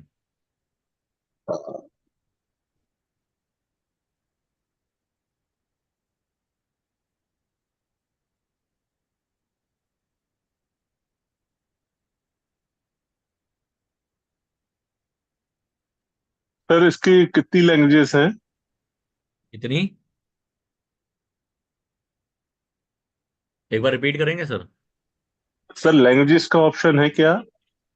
सर लैंग्वेजेस अभी इसके अंदर गूगल ट्रांसलेट हम इसके अंदर इंप्लीमेंट कर रहे हैं। तो जब इसके अंदर गूगल ट्रांसलेट आ जाएगा तो आप अपनी वॉइस असिस्टेंट से हेलो सिरी, हेलो एलेक्सा, ऐसे करके आप इसको बोलोगे, हेलो टैक्स बॉट, तो ये आपके लैंग्वेज को रीड करके यहाँ पे आंसर दे देगी। फिर उसको आप गूगल ट्रांसलेट कर लोगे तो हिंदी, गुजराती, महाराष्ट्र वो उसके अंदर आ जाएगा फ्यूचर में। फिलहाल अभी इंग्लिश पे चल रहा है अभी। फिर दोबारा मैं अगेन पहुंचता हूँ आपके सामने। मैंने यहाँ पे क्वेश्चन लिखा बहुत सिंपल, आईटीसी ऑन इंश्योरेंस। ठीक है,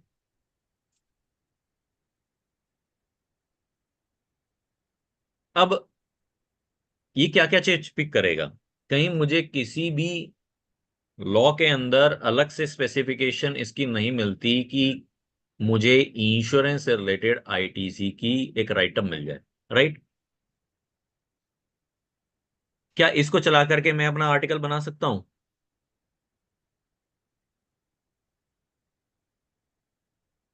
बना सकता हूं। अब कोई बड़ी बात नहीं रहेगी, बुक्स खोलने की जरूरत नहीं पड़ेगी, बट बुक्स खोलने की जरूरत तो तभी पड़ेगी जब मुझे ड्राफ्टिंग करनी है, जब मुझे ग्राउंड्स ऑफ अपील बनाने हैं। यस और नो? मुझे समन के बारे में पढ़ना है, सेक्शन 73 के बारे में पढ़ना है, 74 के बारे में पढ़ना है, इंस्पेक्शन के बारे में पढ़ना है। Yes sir.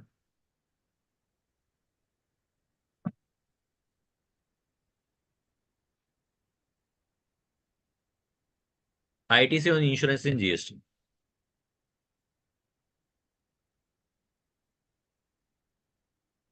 सबसे पहले क्या चीज पिक करेगा?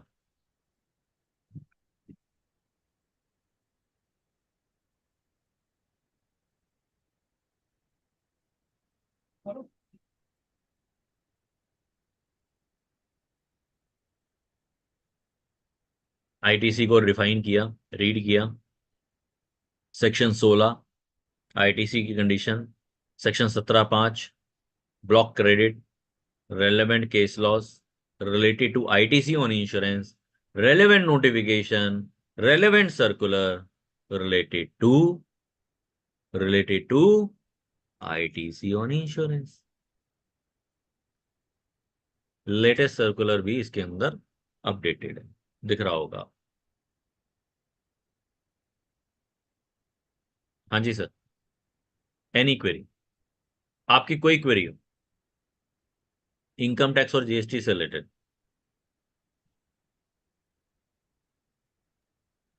हेलो जी सर। सर, एक क्वेरी मेरी थी कि इसमें जैसे किसी शॉप पे अगर कोई स्वैप मशीन की आईटीसी और जो फाइनेंस करते हैं लोग इलेक्ट्रिक की गुड्स की, उसकी आईटीसी क्या इसमें बताएगा कि ले सकते हैं कि नहीं ले सकते? देखो, ये जो टैक्स बोर्ड एआई टूल है ना, ये लॉ में से एनालिसिस करके देगा। अगर लॉ में साफ साफ लिखा होगा तो ये यस नो और सारी कंडीशन बता देगा, सेक्शन बता देगा, रूल्स बता देगा, नोटिफिकेशन बता देगा। अगर लॉ में क्लियर नहीं होगा तो अंत में जाकर के कह देगा अपने प्रोफेशनल से आप जा करके इस बात पे आप ओपिनियन लो, और ऊपर लिखी बातों का इसमें जो क्रक्स है वो ऊपर लिखी हुई बातों से निकाल करके मैंने आपको बताया है। आपका क्या क्वेश्चन है, मैं अभी आप रिपीट करिए, मैं यहाँ पे लिख के बता देता हूँ आपको। इलेक्ट्रिक शॉप पे तो स्वैप मशीन से पैसे लेते हैं, वो उनकी आईटीसी 2A में शो होती है, और बजाज फाइनेंस या टीवीएस फाइनेंस वाले गुड्स को फाइनेंस करते हैं तो उसकी भी चार्जेस लेते हैं, तो उसका भी आईटीसी 2A में दिखता है। देखो, उसकी हम आईटीसी बहुत देनी सारे चाहिए कि नहीं? आपके बहुत सारे ग्रुप होंगे, आप भी किसी ना किसी जीएसटी के ग्रुप में होंगे।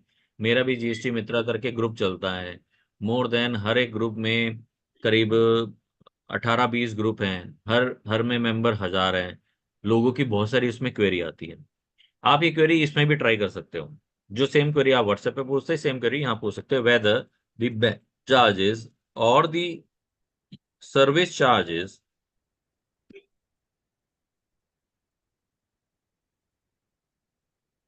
raised by the NBFC, है ना, और मैं लिख दूं सिंपल, ठीक है, बजाज फाइनेंस जी जी is eligible for ITC under GST. Question correct है सर? Right sir. मैंने इसको लिखा।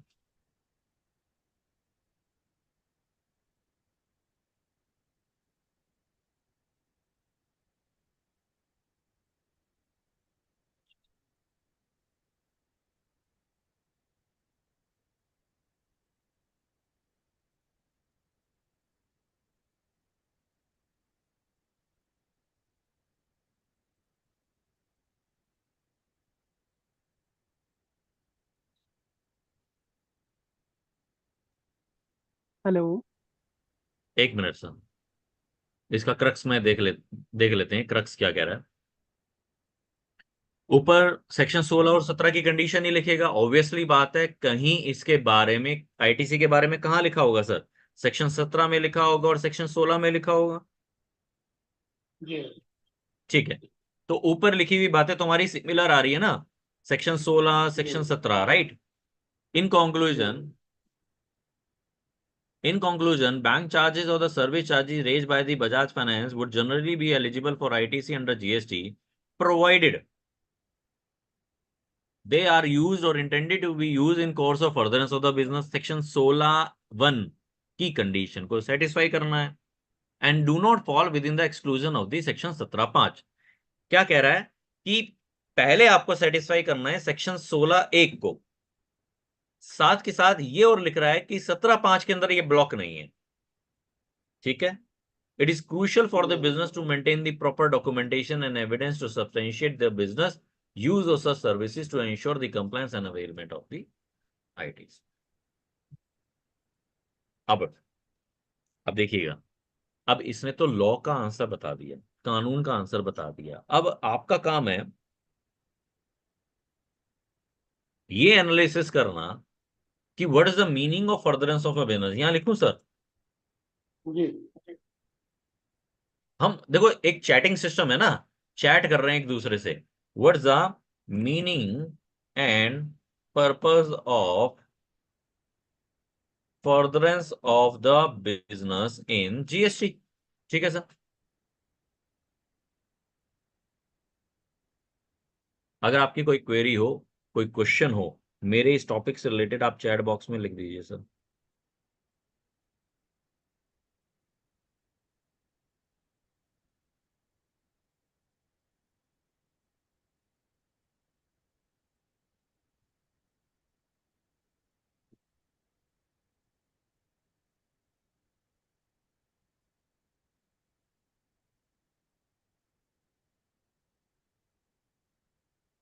डेफिनेशन बता दी, 217 section 7(1)(a), relevant case laws आगे सिनेमैक्स इंदौर।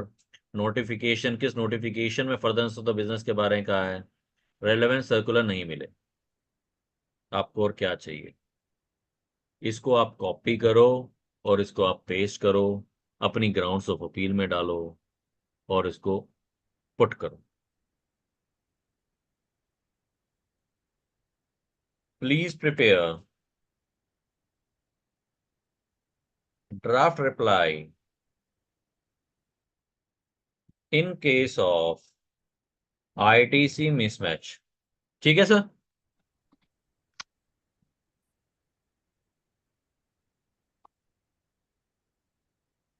कुछ और लिखना है?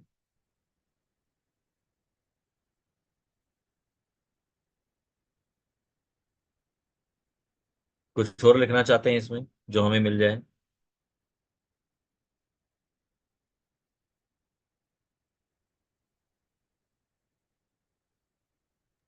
नेक्स्ट स्टेप में। अच्छा,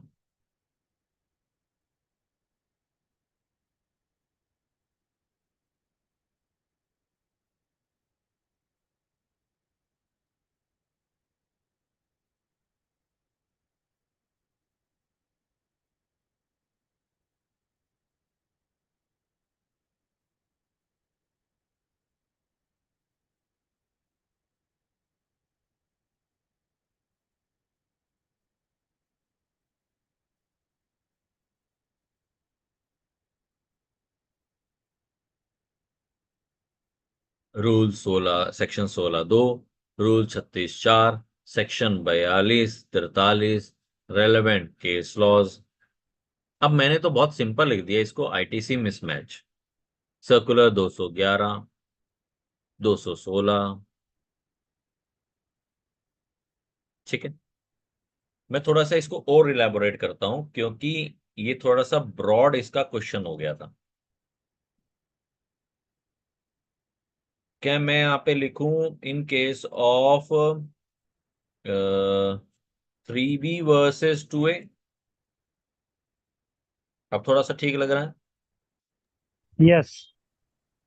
क्योंकि जितना ज्यादा आप डिटेल्ड इलेबोरेट अच्छे तरीके से क्वेश्चन पूछोगे उतने अच्छे तरीके से आपको आंसर मिलेगा, जितना ज्यादा और डिटेल में जाओगे। We have invoice, made the payment also, है ना,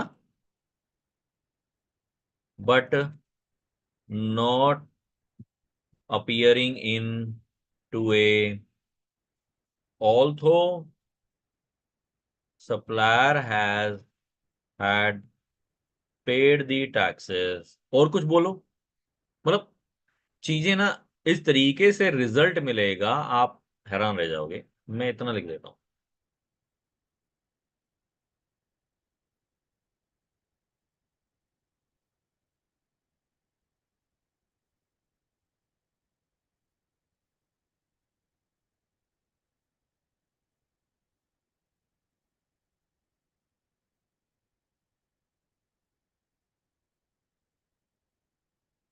ठीक है क्या बताऊँ। और बताने का मुझे अब ठीक है ये।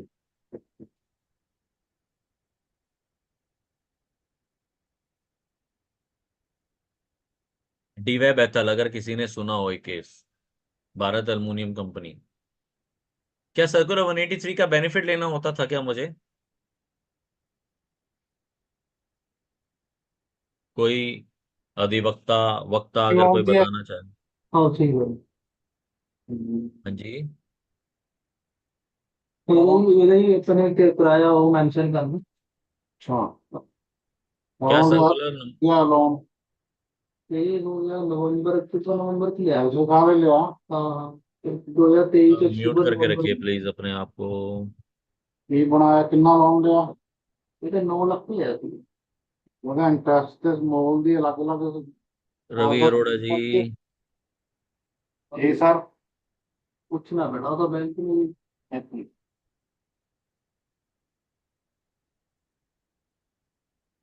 ठीक है, मैं ये पूछना चाह रहा था, क्या सर्कुलर नंबर 183 का बेनिफिट मैं ले सकता था क्या, अगर मेरे 2A में नहीं आ रहा और सप्लायर ने टैक्सेस पेड किया था?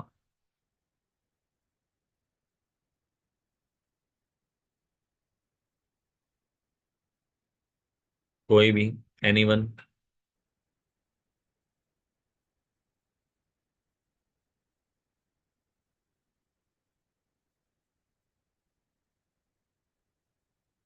मेरे कहने का क्वेश्चन ये है कि अभी हमने एक क्वेश्चन पूछा कि ड्राफ्ट रिप्लाई बनाओ, 2A 3B का मिसमैच है, 2A 3B का मिसमैच है, बट सप्लायर ने टैक्स पे किया है, मेरे 2A में नहीं आ रहा है।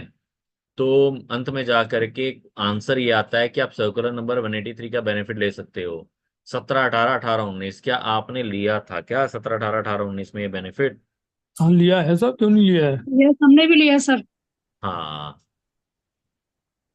फिर कहने का मतलब ये है, अब रॉबर्ट को कैसे पता कि सर्कुलर नंबर 183 के बारे में ही पूछ रहा है?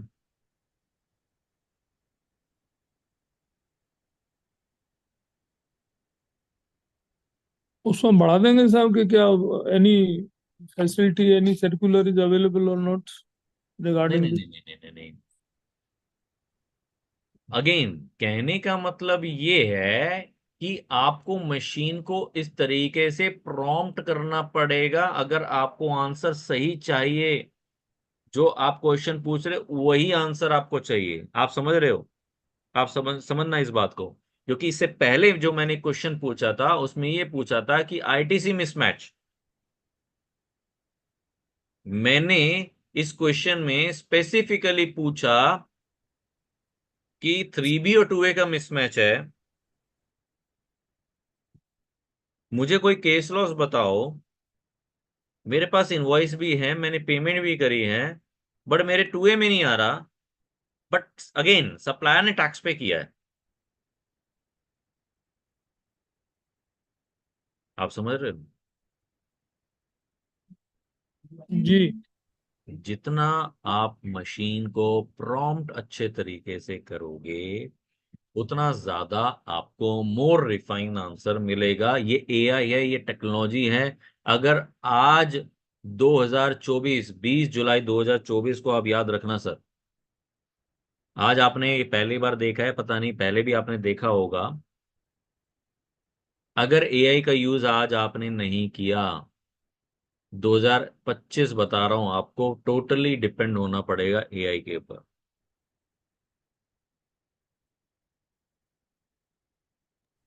Very nice. Okay sir. क्योंकि क्योंकि ये भी ड्राफ्ट रिप्लाई बना रहा है, ठीक है? आपको पूरा दिन लग जाएगा ड्राफ्ट रिप्लाई बनाते बनाते। अब आ रहे हैं ना नोटिफिकेशन, वो सॉरी, बहुत सारे नोटिसेस आ रहे हैं डिपार्टमेंट से, क्वेरी आ रही हैं, आपको रिप्लाई बनाना है। देखिएगा, अपील का काम, grounds of appeal in case of section 16(2)(c) and exempt supply rules under section rule 42 and 43 of CGST। और कुछ लिखूं?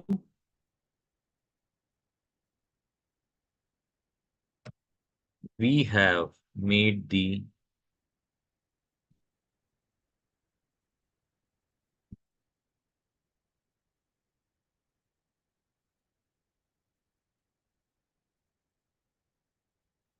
to supplier, but supplier's registration is retrospectively cancelled. आ रहा है ना समझ में कि मैं क्या पूछना चाह रहा हूं इससे? Yes. तो मैंने यहाँ पे टाइप किया, जीएसटी गलत टाइप हो गया, जीटीएस।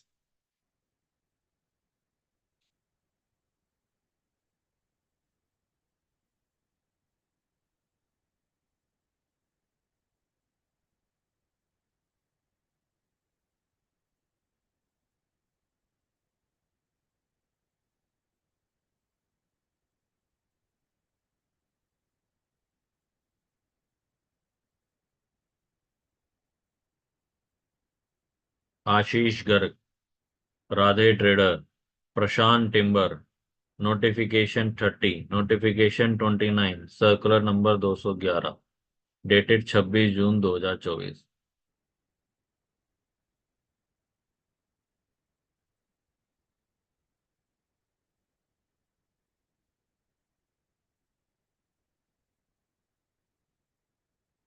इस तरीके से आप मल्टीपल चीजें इसमें पूछ सकते हो, मल्टीपल क्वेरीज आप पूछ सकते हो। GSTR 3B filing, sorry, E invoicing, E way bill in case of valuation issue with case loss.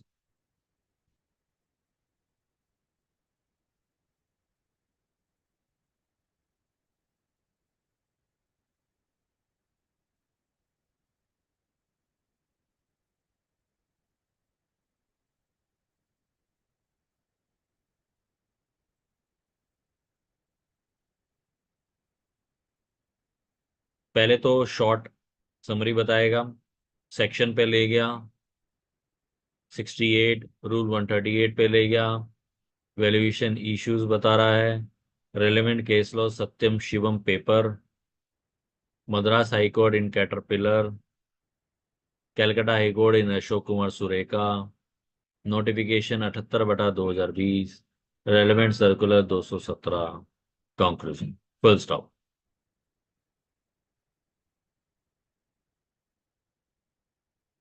Clear है sir? So automation is this only. Use the automation अपने प्रोफेशनल लाइफ के अंदर,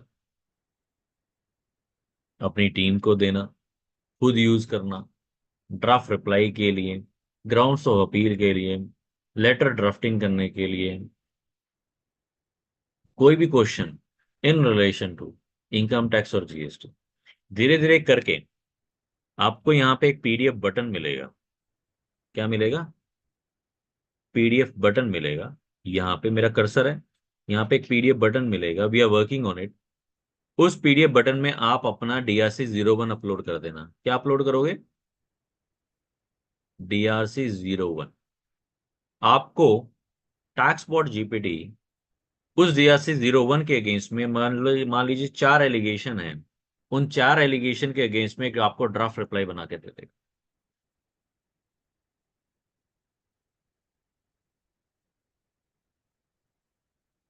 Very nice, sir. Very nice. Facts आपको डालने हैं, table बना के दे देगा,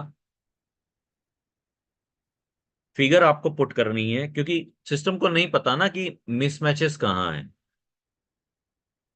डिपार्टमेंट ने बोला कि 1 3B में मिसमैच है, पहला एलिगेशन। डिपार्टमेंट ने बोला आपका 3B और 2A में डिफरेंस है। डिपार्टमेंट ने थर्ड एलिगेशन लगाया 17/5 का ब्लॉक क्रेडिट, फोर्थ एलिगेशन लगाया रिट्रोस्पेक्टिवली कैंसिलेशन है। यही आता है सबका नोटिस का फॉर्मेट, यही है। तो फॉर्मेट को हमने बता दिया सिस्टम को हमने फॉर्मेट बता दिया, सिस्टम को हमने ऑटो रिप्लाई बता दिया, सिस्टम को हमने ड्राफ्टिंग बता दी। अब सिस्टम आपके रिप्लाई को रीड करेगा और उसके हिसाब से आपको रिप्लाई बना के दे देगा।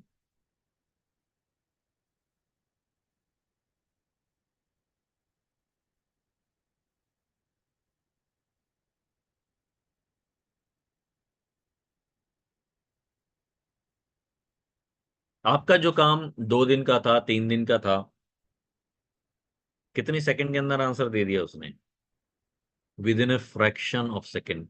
5 सेकंड भी नहीं लगे, 5 सेकंड भी नहीं लगे, और आपको सारी information latest up to date मिल रही है। हाँ जी, ये सर लेटेस्ट ही है।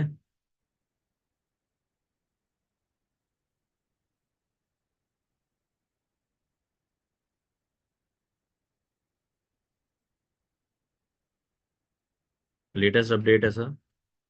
तो इसका यूज ये अपनी प्रैक्टिस में करते रहिए, करते रहिए, क्वेश्चन पूछते रहिए, आंसर लेते रहिए, अपने टाइम को सेव करके रखिए, क्योंकि आपकी टाइम की वैल्यू है, और इस टाइम को अच्छी जगह लगाते हुए उस स्किल्ड का यूज कीजिए। इसके अंदर स्टैक्सबॉट जीपीटी के अंदर अभी फिलहाल इनकम टैक्स और जीएसटी का ही आपको आंसर मिलेगा।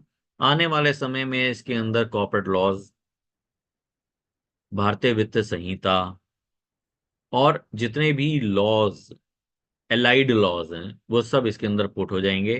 तो एक फुल पैकेज आपके सामने मिलेगा, आप इसको पूछोगे, आपको आंसर देगा। Income tax on house property, ये और कहाँ यूज होगा? ये बहुत सारे कॉलेजेस में यूज होगा, एमएसएमई में यूज होगा, प्रोफेशनल इसका फायदा अपनी ड्राफ्टिंग में कर सकते हैं। तो मल्टीपल यूज है इस चीज के, बट फिर दोबारा ये प्रोफेशनल को रिप्लेस नहीं करेगा, इस बात को आप समझना। क्योंकि आपके स्किल्ड की वैल्यू होगी, आपके एप्लीकेशन ऑफ माइंड की वैल्यू होगी, ये आपको ड्राफ्टिंग करके तो दे देगा, बट उस ड्राफ्टिंग को इलेबोरेट करना, उसकी एप्लीकेशन ऑफ माइंड लगाना, ऑफिसर को समझाना, ग्राउंड्स ऑफ अपील बनाना, वो तो आप ही करोगे, वो रॉबोट नहीं कर सकते। एनी क्वेरी आपकी?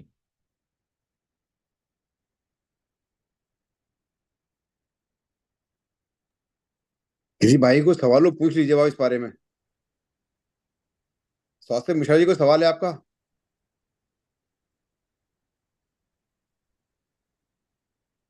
रवि अरोड़ा जी, समझ में आ रहा है या बहुत ऊपर से जा रहा है? प्रदीप चौहान जी बरेली, कोई सवाल है आपका इस बारे में? सर बहुत अधिक समझ में आ रहा है। हैं? बहुत अधिक समझ में आ रहा था सर, कह रहे बहुत समझ में अधिक आ रहा है या समझ। नहीं? यस सर बहुत अच्छे समझ में आ रहा है। विकास अग्रवाल जी, तभी विकास जी कोई सवाल है आजमगढ़ वालों? सर प्रणाम। प्रणाम प्रणाम, कोई सवाल है इस बारे में आपका? नहीं सर, अभी तो कोई वैसा सवाल नहीं, बस वही सर का वही टैक्स बुक को लॉगिन करने की कोशिश कर रहा था देखने के लिए। शैल्या क्योंकि ना मैडम, ये लत पड़ने वाली है। लत आप समझ ही रहे हो कि हिंदी का वर्ड है हैबिट्स। सर सर बहुत अच्छा समझ में आ रहा है AI, and AI is very best for us because my son is also a cyber security holder. वो भी मेरे को सब समझाता है। आप बहुत अच्छा बता रहे हैं sir. Very very much thank you sir. Thank you so much, thank you. आप एंड इसका यूज कीजिए ड्राफ्टिंग, मैडम अपनी प्रैक्टिस में।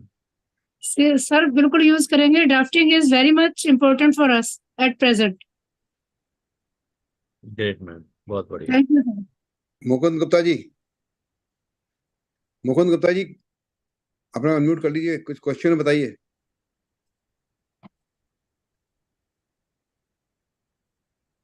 नीरज बब्बर जी झांसी, सर सॉफ्टवेयर को यूज करेंगे तो फिर ज्यादा कन्वीनियंट रहेगा सर। नहीं कोई क्वेश्चन हो अभी इस संबंध में, कोई और प्रॉब्लम कोई रहेगी हो, दिमाग में कुछ नहीं आ रही होगी, सॉफ्टवेयर कैसे यूज करना है, या एआई का क्या किस तरीके से हम लोग यूज कर सकते हैं, किस तरीके से उसको निकालें एआई से, सर कुछ जवाब मैंने दीजिए। एआई में, सर मैं यूज कर रहा हूँ, मैंने लॉग इन कर लिया ऑलरेडी। अच्छा सर अच्छा, वेरी गुड बताया वेरी तो मैंने लॉग इन अब कर लिया। एआई आप सर इस ये पे इस तरह से जाएंगे सीखने से सर। कहाँ से मिलेगा सीखने के लिए? हाँ जी, ये सीखने के लिए कहाँ से मिलेगा साहब? आप तो जो बता दे रहे हैं वो तो सर से ऊपर उतर रहा है ना हमारे। सर से ऊपर भी उतर रहा है। बिल्कुल साहब, आप बता रहे हैं ये तो पहली बार मैं देख रहा हूँ, तो ऊपर से तो नरेश उतर ही पाल रहा है। नरेश पाल जी, आप अपने आप को हम्म। पहले अनम्यूट कर लीजिए, अपना वीडियो ऑन कर लीजिए, तो सामने बैठ के समझिए कि क्या चीज समझ में नहीं आ रही है, आप क्या चीज समझ में नहीं आ रही है आपके। बताइए बताइए। हाँ, ये पहली बार हमारे पास ये चीज़ आ रही है। अब इसको सीखने के लिए हमें एक एक बारीकी से चाहिए। हम आपको बीच में डिस्टर्ब नहीं कर रहे हैं, केवल देख रहे हैं हम आपको। मेरी बात को नहीं, समझिए, हाँ मेरी बात हाँ को जी। समझिए, एक मिनट में बताना जी चाहता हूँ। जी जी।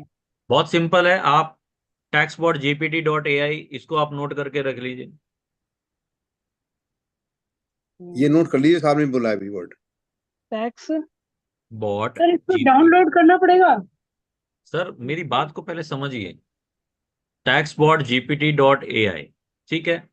taxbot.gpt.ai को आप बहुत सिंपल है, टैक्स bot.gpt.ai, हाँ इसको जाना है, क्लिक करना है, आपकी वेबसाइट ओपन हो गई, ठीक है। सीधा आपको डैशबोर्ड पे जाना है, दिख रहा होगा आपको। कोई लर्निंग करने की जरूरत नहीं है, कुछ नहीं करना। डैशबोर्ड पे जाना है, डैशबोर्ड पे क्लिक करोगे, अपनी ईमेल आईडी लिंक लगा दोगे। डैशबोर्ड को क्लिक करोगे, अपनी ईमेल आईडी लिंक लगाओगे, नीचे नीचे बार मिल रही है, इसको क्वेश्चन पूछोगे, व्हाट इज 3B नीचे आया गेट स्टार्ट। स्टार्ट। सर मेरी रिक्वेस्ट है, जिनको अंडरस्टैंड नहीं हो रहा, एक बार आप किसी लॉग इन करके दिखाइए इनको, तो इनको समझ में जल्दी आ जाएगा। मैंने तो कर लिया है, लेकिन मैं इसको शेयर नहीं कर सकता स्क्रीन को। नहीं सर, प्रोसेस तो यही है, आपको टैक्स बोर्ड पे जाना है, ट्राई करना है, और आपको अपनी बस ईमेल आईडी लिंक लगा देनी है। सर नंबर ऑफ क्वेश्चन तो कुछ इसमें इसमें पासवर्ड आ रहा है, वो कौन सा पासवर्ड डालना होगा? आपका जीमेल का सर, आपका ईमेल का पासवर्ड। ईमेल का पासवर्ड सर खुला नहीं नंबर ऑफ क्वेश्चन पूछने के लिए इनवैलिड। अलाउड है क्या? हाँ, नहीं, क्वेश्चन आप पूछिए आप। नहीं, नंबर ऑफ क्वेश्चन इसमें उसमें लिमिट आ रही है, उसमें लिमिट आ रही है, हाँ सही कह रहे हैं साहब। आएगी, पांच लिमिट पांच आएगी। क्वेश्चन की लिमिट आ रही है सर। हमारे एफर्ट्स लगे हैं ना सर, तो इसलिए उसके अंदर लिमिट आएगी। अच्छा। हाँ, नहीं, वो फाइव जो है ना, क्वेश्चन। वो सब्सक्रिप्शन पे भी 5 क्वेश्चन की लिमिट दे रहा है ना, मैं इसलिए पूछ। आपको बता रहा हूँ, समझा रहा हूँ। मैं आपकी प्राइसिंग पे दिखा रहा हूँ, प्राइसिंग, ठीक है सर। प्राइसिंग में गया, हार्डली 600 रुपये महीना, 100 क्लिक्स, 100 क्वेश्चंस महीने के, नहीं सिक्स तो सर, हंड्रेड रुपीज 600 रुपीज महीने के, 100 क्वेश्चन आप इसमें पूछ सकते हो, ठीक है सर। 1500 रुपये महीने में आप 500 क्वेश्चन पूछ सकते हो। और अगर मैं बात करूं, आपको 1500 में 2000 रुपये में, with in 2000 rupees per month, आपको एक स्किल्ड रोबोट मिलता है। प्रवीण शर्मा को बार बार परेशान करने की जरूरत नहीं है, वैसे तो कर लीजिए, कोई प्रॉब्लम नहीं है, but with in 2000 rupees per month में आपको एक स्किल्ड रोबोट मिल रहा है, आपकी क्वेरी का answer with in the law से निकाल करके दे रहा है, सेक्शन बता रहा है, रूल बता रहा है, नोटिफिकेशन बता रहा है, केस लॉज बता रहा है।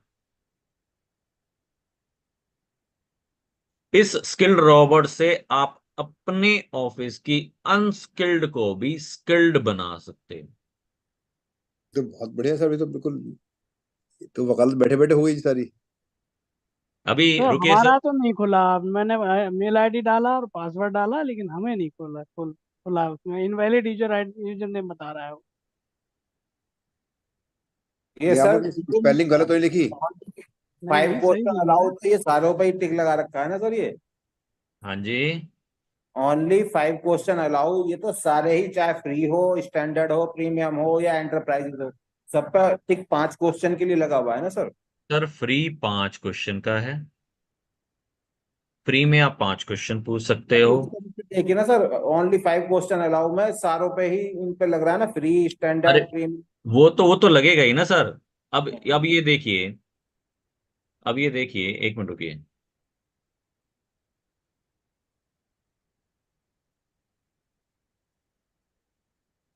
अब 500 क्वेश्चन पे कहाँ टिक लगा है? प्रीमियम पे लगा है। मैं भी तो आपको ये समझाने की कोशिश कर रहा हूं कि फ्री में आप 5 क्वेश्चन पूछ सकते हो, ₹600 महीने में 100 क्वेश्चन और ₹1500 महीने में 500 क्वेश्चन। 500 क्वेश्चन बहुत होते हैं, जी जी बहुत ही होते हैं।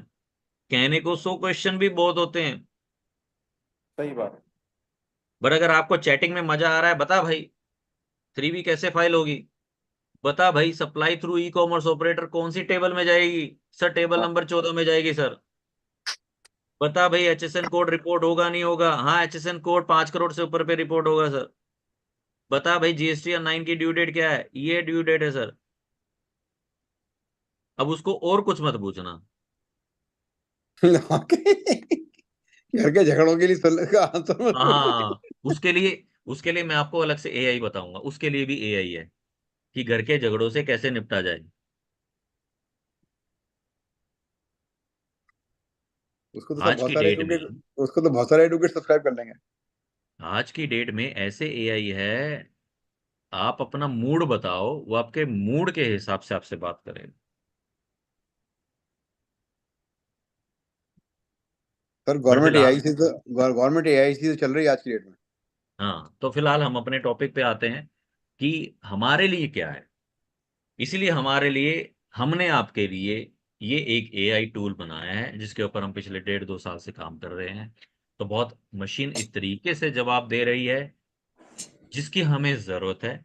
क्योंकि एज अ चार्टर्ड अकाउंटेंट मैं LLB भी क्वालिफाइड हूं, तो we know, I know very well. मैंने बहुत अपील करता हूं, नोटिस के रिप्लाई करता हूं कि मुझे आंसर कैसा चाहिए। मुझे आंसर, सर जो मैं टॉपिक पूछ रहा हूं उस टॉपिक से रिलेटेड पहले मुझे सेक्शन चाहिए, उसकी एक इंट्रोडक्शन चाहिए, फिर मुझे सेक्शन चाहिए, फिर मुझे रूल चाहिए, फिर मुझे नोटिफिकेशन चाहिए, सर्कुलर चाहिए और अप टू डेट चाहिए। ऐसे क्लिक करो, ऐसे आंसर आपके सामने। अरे ड्राफ्टिंग करने के लिए भी विनवर्ड जा करके, सिस्टम में जा करके विनवर्ड ओपन करना पड़ता है, वर्ड फाइल ओपन करनी पड़ती है, फिर उसको सेव करना पड़ता है। इतनी देर में ही रिप्लाई आपके सामने। यस और नो? यस सर, बिल्कुल सही बात कर रहे हैं। इतनी देर में quick. So take this opportunity. मैं तो यही कहूंगा जितनी जल्दी आप इसके अंदर घुल मिल जाओगे ना, क्योंकि बदलाव बहुत तेजी से हो रहे हैं, समस्या ज्यादा है, नोटिफिकेशन बहुत ही ज्यादा है। एक ही दिन में 10-10 नोटिफिकेशन, 10-10 सर्कुलर आ गए हैं, आने आ रहे हैं। आगे आने वाले समय में आईपीसी हट गया, अब नया पुराना आईपीसी की धारा 320 किसी ने पढ़ी है और आज तो कुछ और ही है। अरे कितना याद रखेंगे, रजनीकांत तो नहीं बन सकते ना। बिल्कुल सही बात है सर। सर पुरानी कहावत है बुजुर्गों की कि परिवर्तन ही प्रकृति का नियम है सर, वही। बिल्कुल बिल्कुल। अब राजीव गांधी जी के समय में, आप तो, हम तो बहुत छोटे थे तो हम ये चीजें सुनते रहते हैं कहानियां। आपने तो सारी पीढ़ियां देख ली सर। अब राजीव गांधी के समय में कंप्यूटर आया। शायद उस टाइम हवाबाजी क्या चल रही होगी कि कंप्यूटर आ गया ह्यूमन खत्म हो जाएंगे, कंप्यूटर आ गया ह्यूमन खत्म हो जाएंगे। राइट? सही कह रहा हूं? पर क्या ह्यूमन खत्म हुए? मतलब ह्यूमन की स्किल्स? नहीं। उसके बाद क्या आया? बहुत सारी एक्सेल्स आए, पावर पॉइंट आए। क्या ह्यूमन खत्म हो गए? ह्यूमन का काम खत्म हुआ? नहीं। बट ठीक है, कम होता गया, स्किल बढ़ती गई, स्किल का यूज आपको करते रहना पड़ेगा। सॉफ्टवेयर आए। हाँ जी, इनकम टैक्स स्लैब रेट पता है किसी को? बताना। ओल्ड रिजिम में क्या है, न्यू रिजिम में क्या है? बताना सर। रिबेट 87 है, ओल्ड रिजिम में मिलेगी, न्यू रिजिम में मिलेगी? ओल्ड में। हम इंस्टेंटली, अच्छा सर, 234 ABC का इंटरेस्ट आप कैलकुलेट कर सकते हो एक्सेल में? एक्सेल में करते हो, किस में करते हो?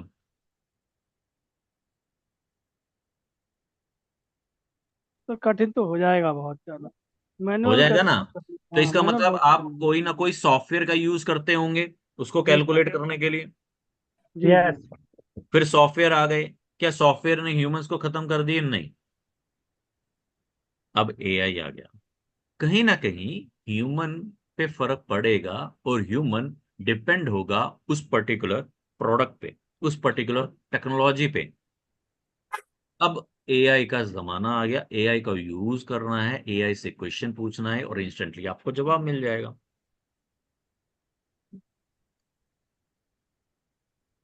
मैं अपना नंबर साथ में शेयर कर रहा हूं, अगर किसी को कोई क्वेरी हो तो आप इस नंबर पे मुझे आप व्हाट्सएप करें, कॉल करें।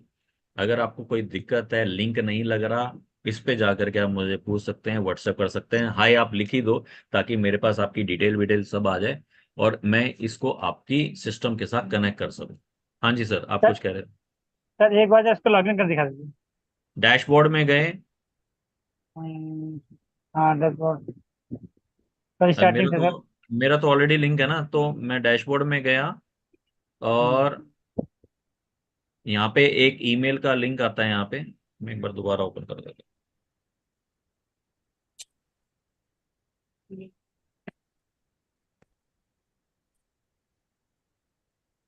देखिएगा आ रहा है। यस। एक जो भी आपको ईमेल आईडी कनेक्ट करनी है उस ईमेल आईडी पे आप जाइए और कनेक्ट हो जाएगा। आपको 2 बार करना पड़ेगा क्योंकि आपका फर्स्ट टाइम लॉगिन है ना, डबल ऑथेंटिकेशन करनी पड़ेगी। मेरा ऑलरेडी था तो मैंने फर्स्ट टाइम ऑथेंटिकेशन यहाँ पे कर दी। अब मैंने इसको कुछ भी क्वेश्चन पूछा, इसने मुझे आंसर बता दिया।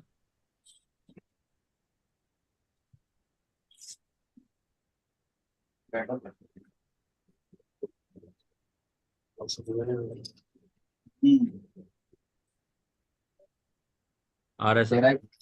15 का मिले था और 13 ही जाना ठीक है सर।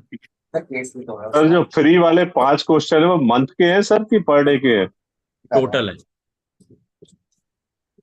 मंथली टोटल है सर, टोटल एक ईमेल आईडी पे 5। अच्छा अच्छा, बस मतलब 5 आपने क्वेश्चन कर लिए तो नमस्ते हो गई। नमस्ते हो गई।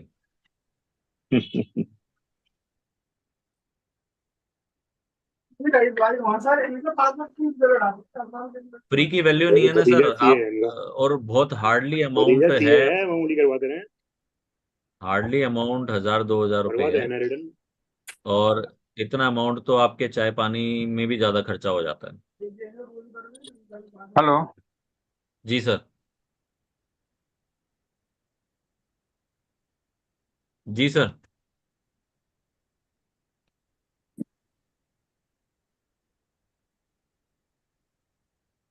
नहीं हुआ ना, क्या हुआ? किसी की कोई क्वेरी हो मेंबर्स की। हाँ जी दिलीप सर। हेलो हेलो जी सर। हेलो जी सर बताएं सर। ये कह रहे हैं कि ये मान लीजिए ईमेल आईडी बदल दें तो फिर दूसरा ईमेल आईडी से कनेक्ट कर दे तो फिर 5 मिल जाएगा हमको। हाँ कर लीजिए, कितने कर लो, करो तो सही। हाँ सर कुछ सजेशन इसमें तो नहीं दे सकते ना सर हम लोग? नहीं नहीं नहीं, आप कितनी ईमेल आईडी कनेक्ट करो उसमें कोई भी इश्यू नहीं है। 5 क्वेश्चन आप पूछते रहो, नई ईमेल आईडी बनाओ, 5 क्वेश्चन पूछते रहो, नई ईमेल आईडी बनाओ। नहीं ईमेल आईडी हम लोग जैसे इनकम टैक्स में रजिस्टर्ड करते ही हैं, 10 ईमेल आईडी पे होता है तो फिर ईमेल आईडी बदल देते हैं। हाँ बदलते रहो। सर आप फ्री में रहना चाहते हैं क्या? सर का तो यही आइडिया है। पैसे खर्च करना नहीं चाहते सर। फ्री वाली ईमेल आईडी ज्यादा दिन नहीं चलने वाली है, मोबाइल में ओटीपी को ना ट्रैक कर रहे हैं।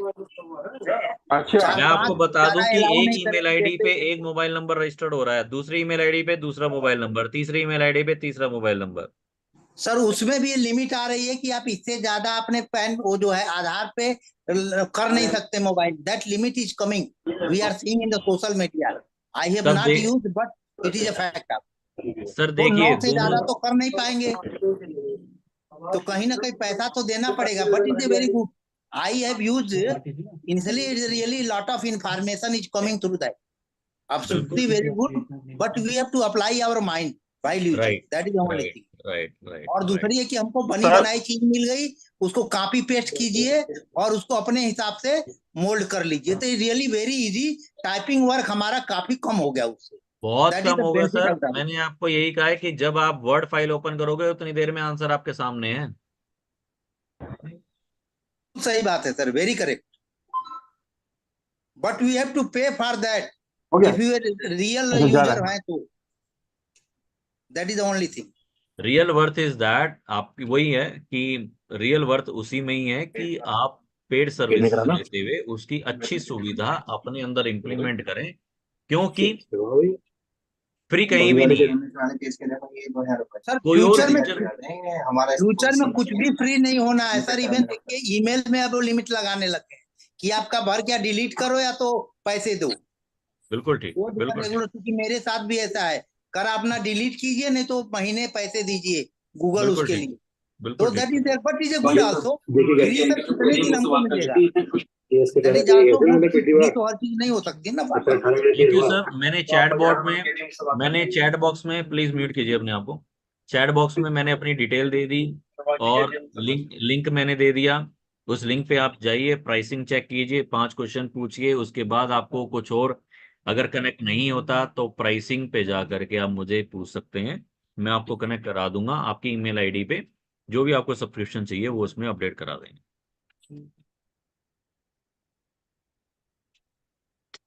कोई और क्वेरी? ताकि क्योंकि मैंने अपनी पूरी ये कहानी आपके सामने समर्पित करी कि जो भी हमारी मेहनत पिछले काफी समय से इस मशीन को चलाने में थी, क्योंकि मशीन इतना सिंपल भी नहीं है। उस मशीन को रीड कराना, मशीन को लैंग्वेज सिखानी, मशीन को एनालाइज करवाना, कहाँ से, लॉ से ही, उसको ट्रेन करना अपने आप में एक डिफिकल्ट टास्क है। सर एक क्वेश्चन मेरा है।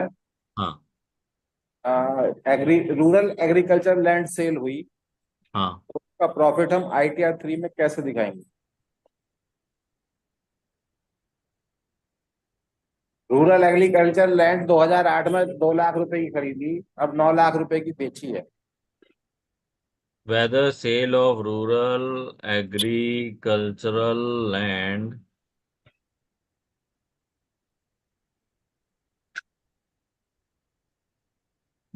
अब हम ITR 3 में इसको कैसे दिखाएंगे? how to report in ITR in case of sale of rural agricultural land? जी सर।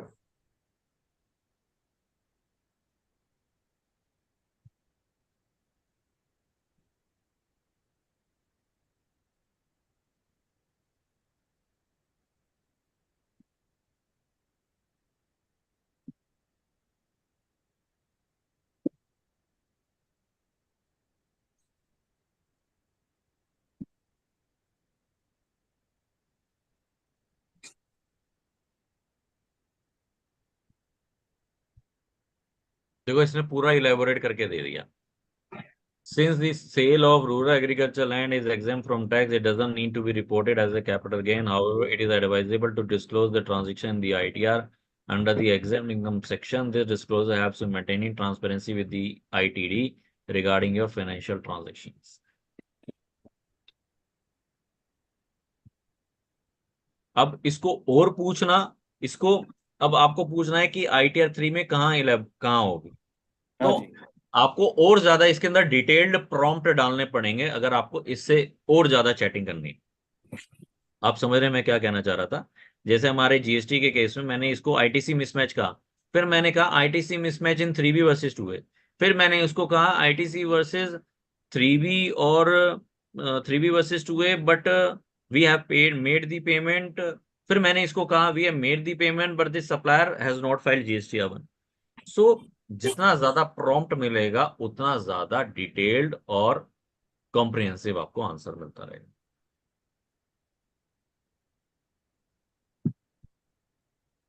ठीक है सर। मैंने वैसे बहुत ज्यादा इसके, मेरे क्लिक्स तो फ्री हैं क्योंकि एज अ ओनर मैंने अपने क्लिक्स तो इसमें फ्री रखे हुए हैं, बट आपके क्लिक्स इसमें चलते रहेंगे और रिव्यू होता रहेगा। 1.0 is for other than case laws and 2.0 with the case law, and जो एक GPT एंटरप्राइज वर्जन है, ये एक तरीके से API की फैसिलिटी है। आपकी वेबसाइट को मैं अपनी वेबसाइट से लिंक कर दूंगा और जो आपकी वेबसाइट पे आएगा वो चैटबॉट आपका होगा। तो ये नया एक वाइड लेबलिंग की सर्विसेज है जो कस्टमाइज API हम आगे दूसरी वेबसाइट को ट्रांसफर कर देते हैं। ठीक है सर, मैं अपनी बात को यहाँ पे विराम लगाता हूँ। Over to Harsh Sharma sir. Sir एक क्वेश्चन हमारा था। जी। हमारे यहाँ डेवलपमेंट अथॉरिटी है BDA, हाँ उसने गांव की कुछ जमीन अधिग्रहण की और हाँ BDA का एक डेवलपमेंट कर रहा है। हाँ उसमें कंपलसरी इक्वेशन तो नहीं है, लेकिन वहाँ की जमीनें जो ली हैं उनको 4 गुना करके लेट से पैसा दे करके हाँ। उन्हें अधिग्रहण कर लिया। अब उनका TDS कटा हुआ है, वो किस सेक्शन में हम उसे एग्जम्प्ट करेंगे जिससे रिफंड हो जाए पूरा? वो तो अब सर, मैं तो इनकम टैक्स एक्सपर्ट नहीं हूँ, पहली बात। दूसरा, ये क्वेश्चन या तो इनकम टैक्स एक्सपर्ट बता सकता है या AI लॉ में से निकाल करके आपको आंसर बता सकती है। ठीक है। ठीक है सर। हाँ जी, ओके, तो थैंक। सर। और कोई रह गया सर, किसी का सवाल जी? दिलीप जी ने हैंड रेज किया हुआ है सर। वो कहीं और एक जी दिलीप जी दिलीप अपने आप सर को अनम्यूट बताइए। करिए। दिलीप रस्तोगी जी अपने को अनम्यूट करिए, माइक्रोफोन अपना माइक्रोफोन ऑन कीजिए दिलीप जी। दिलीप रस्तोगी जी अपना माइक्रोफोन ऑन कीजिए। हाँ सर, जी, आप पूछिए, सवाल पूछिए। पूछ लिया सर, ये तो मेरा खत्म हो गया सवाल। अच्छा अच्छा, फिर हैंड रेज। हैंड ये रेस किया खत्म नहीं है। हुआ अभी। ठीक है सर, आप बताएं सर। नहीं, सवाल खत्म नहीं हुआ आपका, तो क्या सवाल रह गया? बाकी क्या क्वेश्चन रह गया आपका? सर मैंने अपने आप को रजिस्टर्ड करा लिया है, तो पेमेंट कैसे करना होगा इसमें? मैंने साइट पर रजिस्टर्ड कर लिया अपने आप को। मैंने मोबाइल नंबर शेयर किया है सर। ओ मैडम सॉरी, और जी आप उस जी पे अपनी ईमेल आईडी दे दीजिए, तो ईमेल आईडी मोबाइल नंबर तो आपको हम कनेक्ट करा देंगे। Okay sir, thank you. And I have asked 2 question also in the mean time.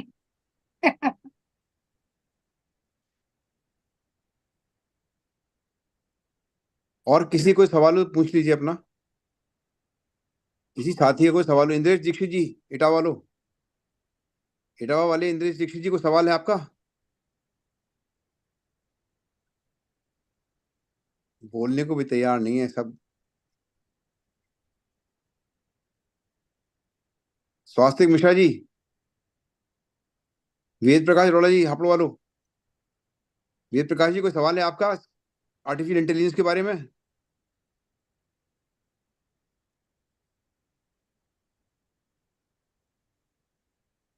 Ishan Mittal, कोई सवाल है तुम्हारा?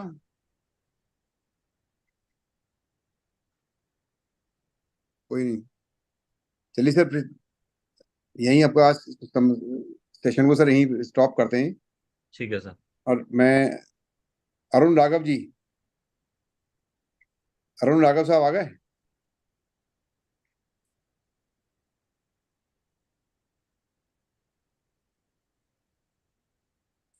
अरुण राघव जी, यहाँ तो अनम्यूट कर लीजिए अपने आप को।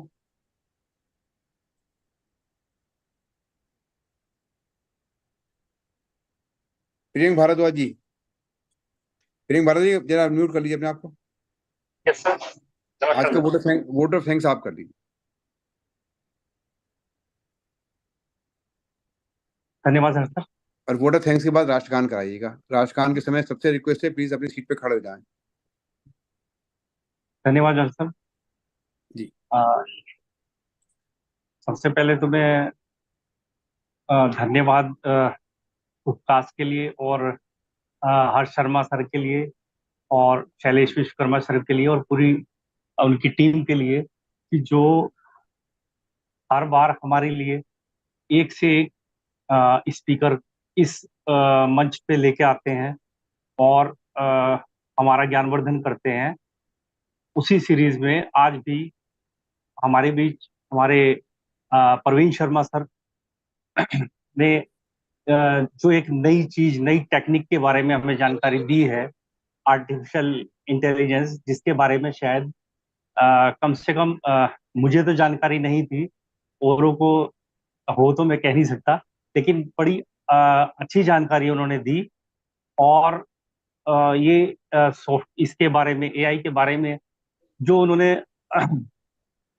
जितनी सरलता से हमें इसके बारे में इसका जानकारी दी कि आपको इसमें मतलब एक तो ये है कि हमारे सामने सॉफ्टवेयर है, उसे यूज कैसे करना है, इन्होंने वो तरीका भी बताया। सॉफ्टवेयर तो है ही, साथ में हमें तरीका भी बताया कि आप इसे कैसे यूज करें कि आप तो बहुत ही अच्छी तरीके से उन्होंने समझाया। इसके लिए मैं उपकास टीम की ओर से और Chhatarpur Madhya Pradesh tax bar association की ओर से और सहारनपुर टैक्स एडवोकेट एसोसिएशन की ओर से मैं प्रियांक भारद्वाज एडवोकेट आप प्रवीण शर्मा जी का बहुत बहुत हृदय की गहराइयों से धन्यवाद करता हूं और आशा करता हूं कि हमें ऐसी ही नई जानकारी दोबारा भी उनसे मिलने के मतलब यदि इससे भी कोई इसमें भी कोई अपग्रेड होता है तो वो भी हमें जानकारी जल्दी ही मिलेगी।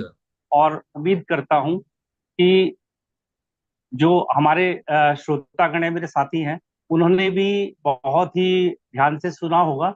और वैसे सर ने अपना नंबर भी शेयर कर दिया है, यदि किसी को इस बारे में कोई जानकारी चाहिए तो उन्होंने कह दिया है या उनसे जानकारी ले सकते हैं। वैसे उन्होंने अपनी तरफ से पूरी कोशिश की समझाने की और हमारी काफी समझ में भी आया। बाकी हम यूज करेंगे, रजिस्टर्ड करेंगे तभी होगा। और फ्री में उन्होंने बता दिया कि उसमें आप 4-5 क्वेश्चन पूछ सकते हैं, तो फ्री में तो काम चलने वाला नहीं है। तो ये तो हमें लेंगे, यूज करेंगे तभी इसकी जानकारी होगी। और जितना आजकल मतलब रोज रोज नोटिफिकेशन आ रहे हैं, रोज रोज चेंजेस आ रहे हैं, तो ये बात सही है कि याद रखना भी हमारे लिए बहुत मुश्किल काम है। ये इन्होंने कुछ ताकि हमें थोड़ा इजी हो जाए, इसलिए इन्होंने मेहनत की है और इस मेहनत के लिए उन्हें एक बार और धन्यवाद। धन्यवाद Praveen sir. Thank you sir, thank you so much. Priyank ji, अब राष्ट्रगान के लिए राष्ट्रगान आप खाली करेंगे। बाकी सभी लोग साथियों से रिक्वेस्ट है अपनी सीट पे प्लीज खड़े हो जाए। धन्यवाद। जन गण मन अधिनायक जय हे भारत भाग्य विधाता, पंजाब सिंध गुजरात मराठा द्राविड़ उत्कल बंग, विंध्य हिमाचल यमुना गंगा उछल जलति तरंग। तब शुभ नामे जागे, तब शुभ आशीष मांगे, गाहे तब जय गाथा। जन गण मंगल दायक जय हे भारत भाग्य विधाता, जय हे जय हे जय हे जय जय जय जय हे। भारत माता की जय जय। Thank you very much Bharat everyone. माता की जय। जय हो sir. Thank you very much everyone. अगले सप्ताह फिर नए टॉपिक के साथ आप लोगों के साथ मिलेंगे, नए गुरु के साथ जो हमें आशीर्वाद देंगे, हमारा ज्ञानवर्धन कराएंगे। Thank you very much. Till then bye bye, good night. Praveen sir thank you very much sir. बहुत बढ़िया चीज आपने सिखा दी सर। जो वकील पढ़ते नहीं, दादागिरी में रहते हैं, अब कम से कम चैट के द्वारा अपना काम कर लिया करेंगे। बिल्कुल फिर करेंगे। वकीलों को आपने वही व्हाइट कलर जॉब में पहुंचा दिया जो पहले करते थे ना। 10 केस लेके आओ, कर देना सब काम। इसलिए एआई का यूज के साथ साथ अपने आप को अपडेट भी करना है। सर एक मिनट पहले जरा मैं नहीं, वो तो करना ही होगा सर।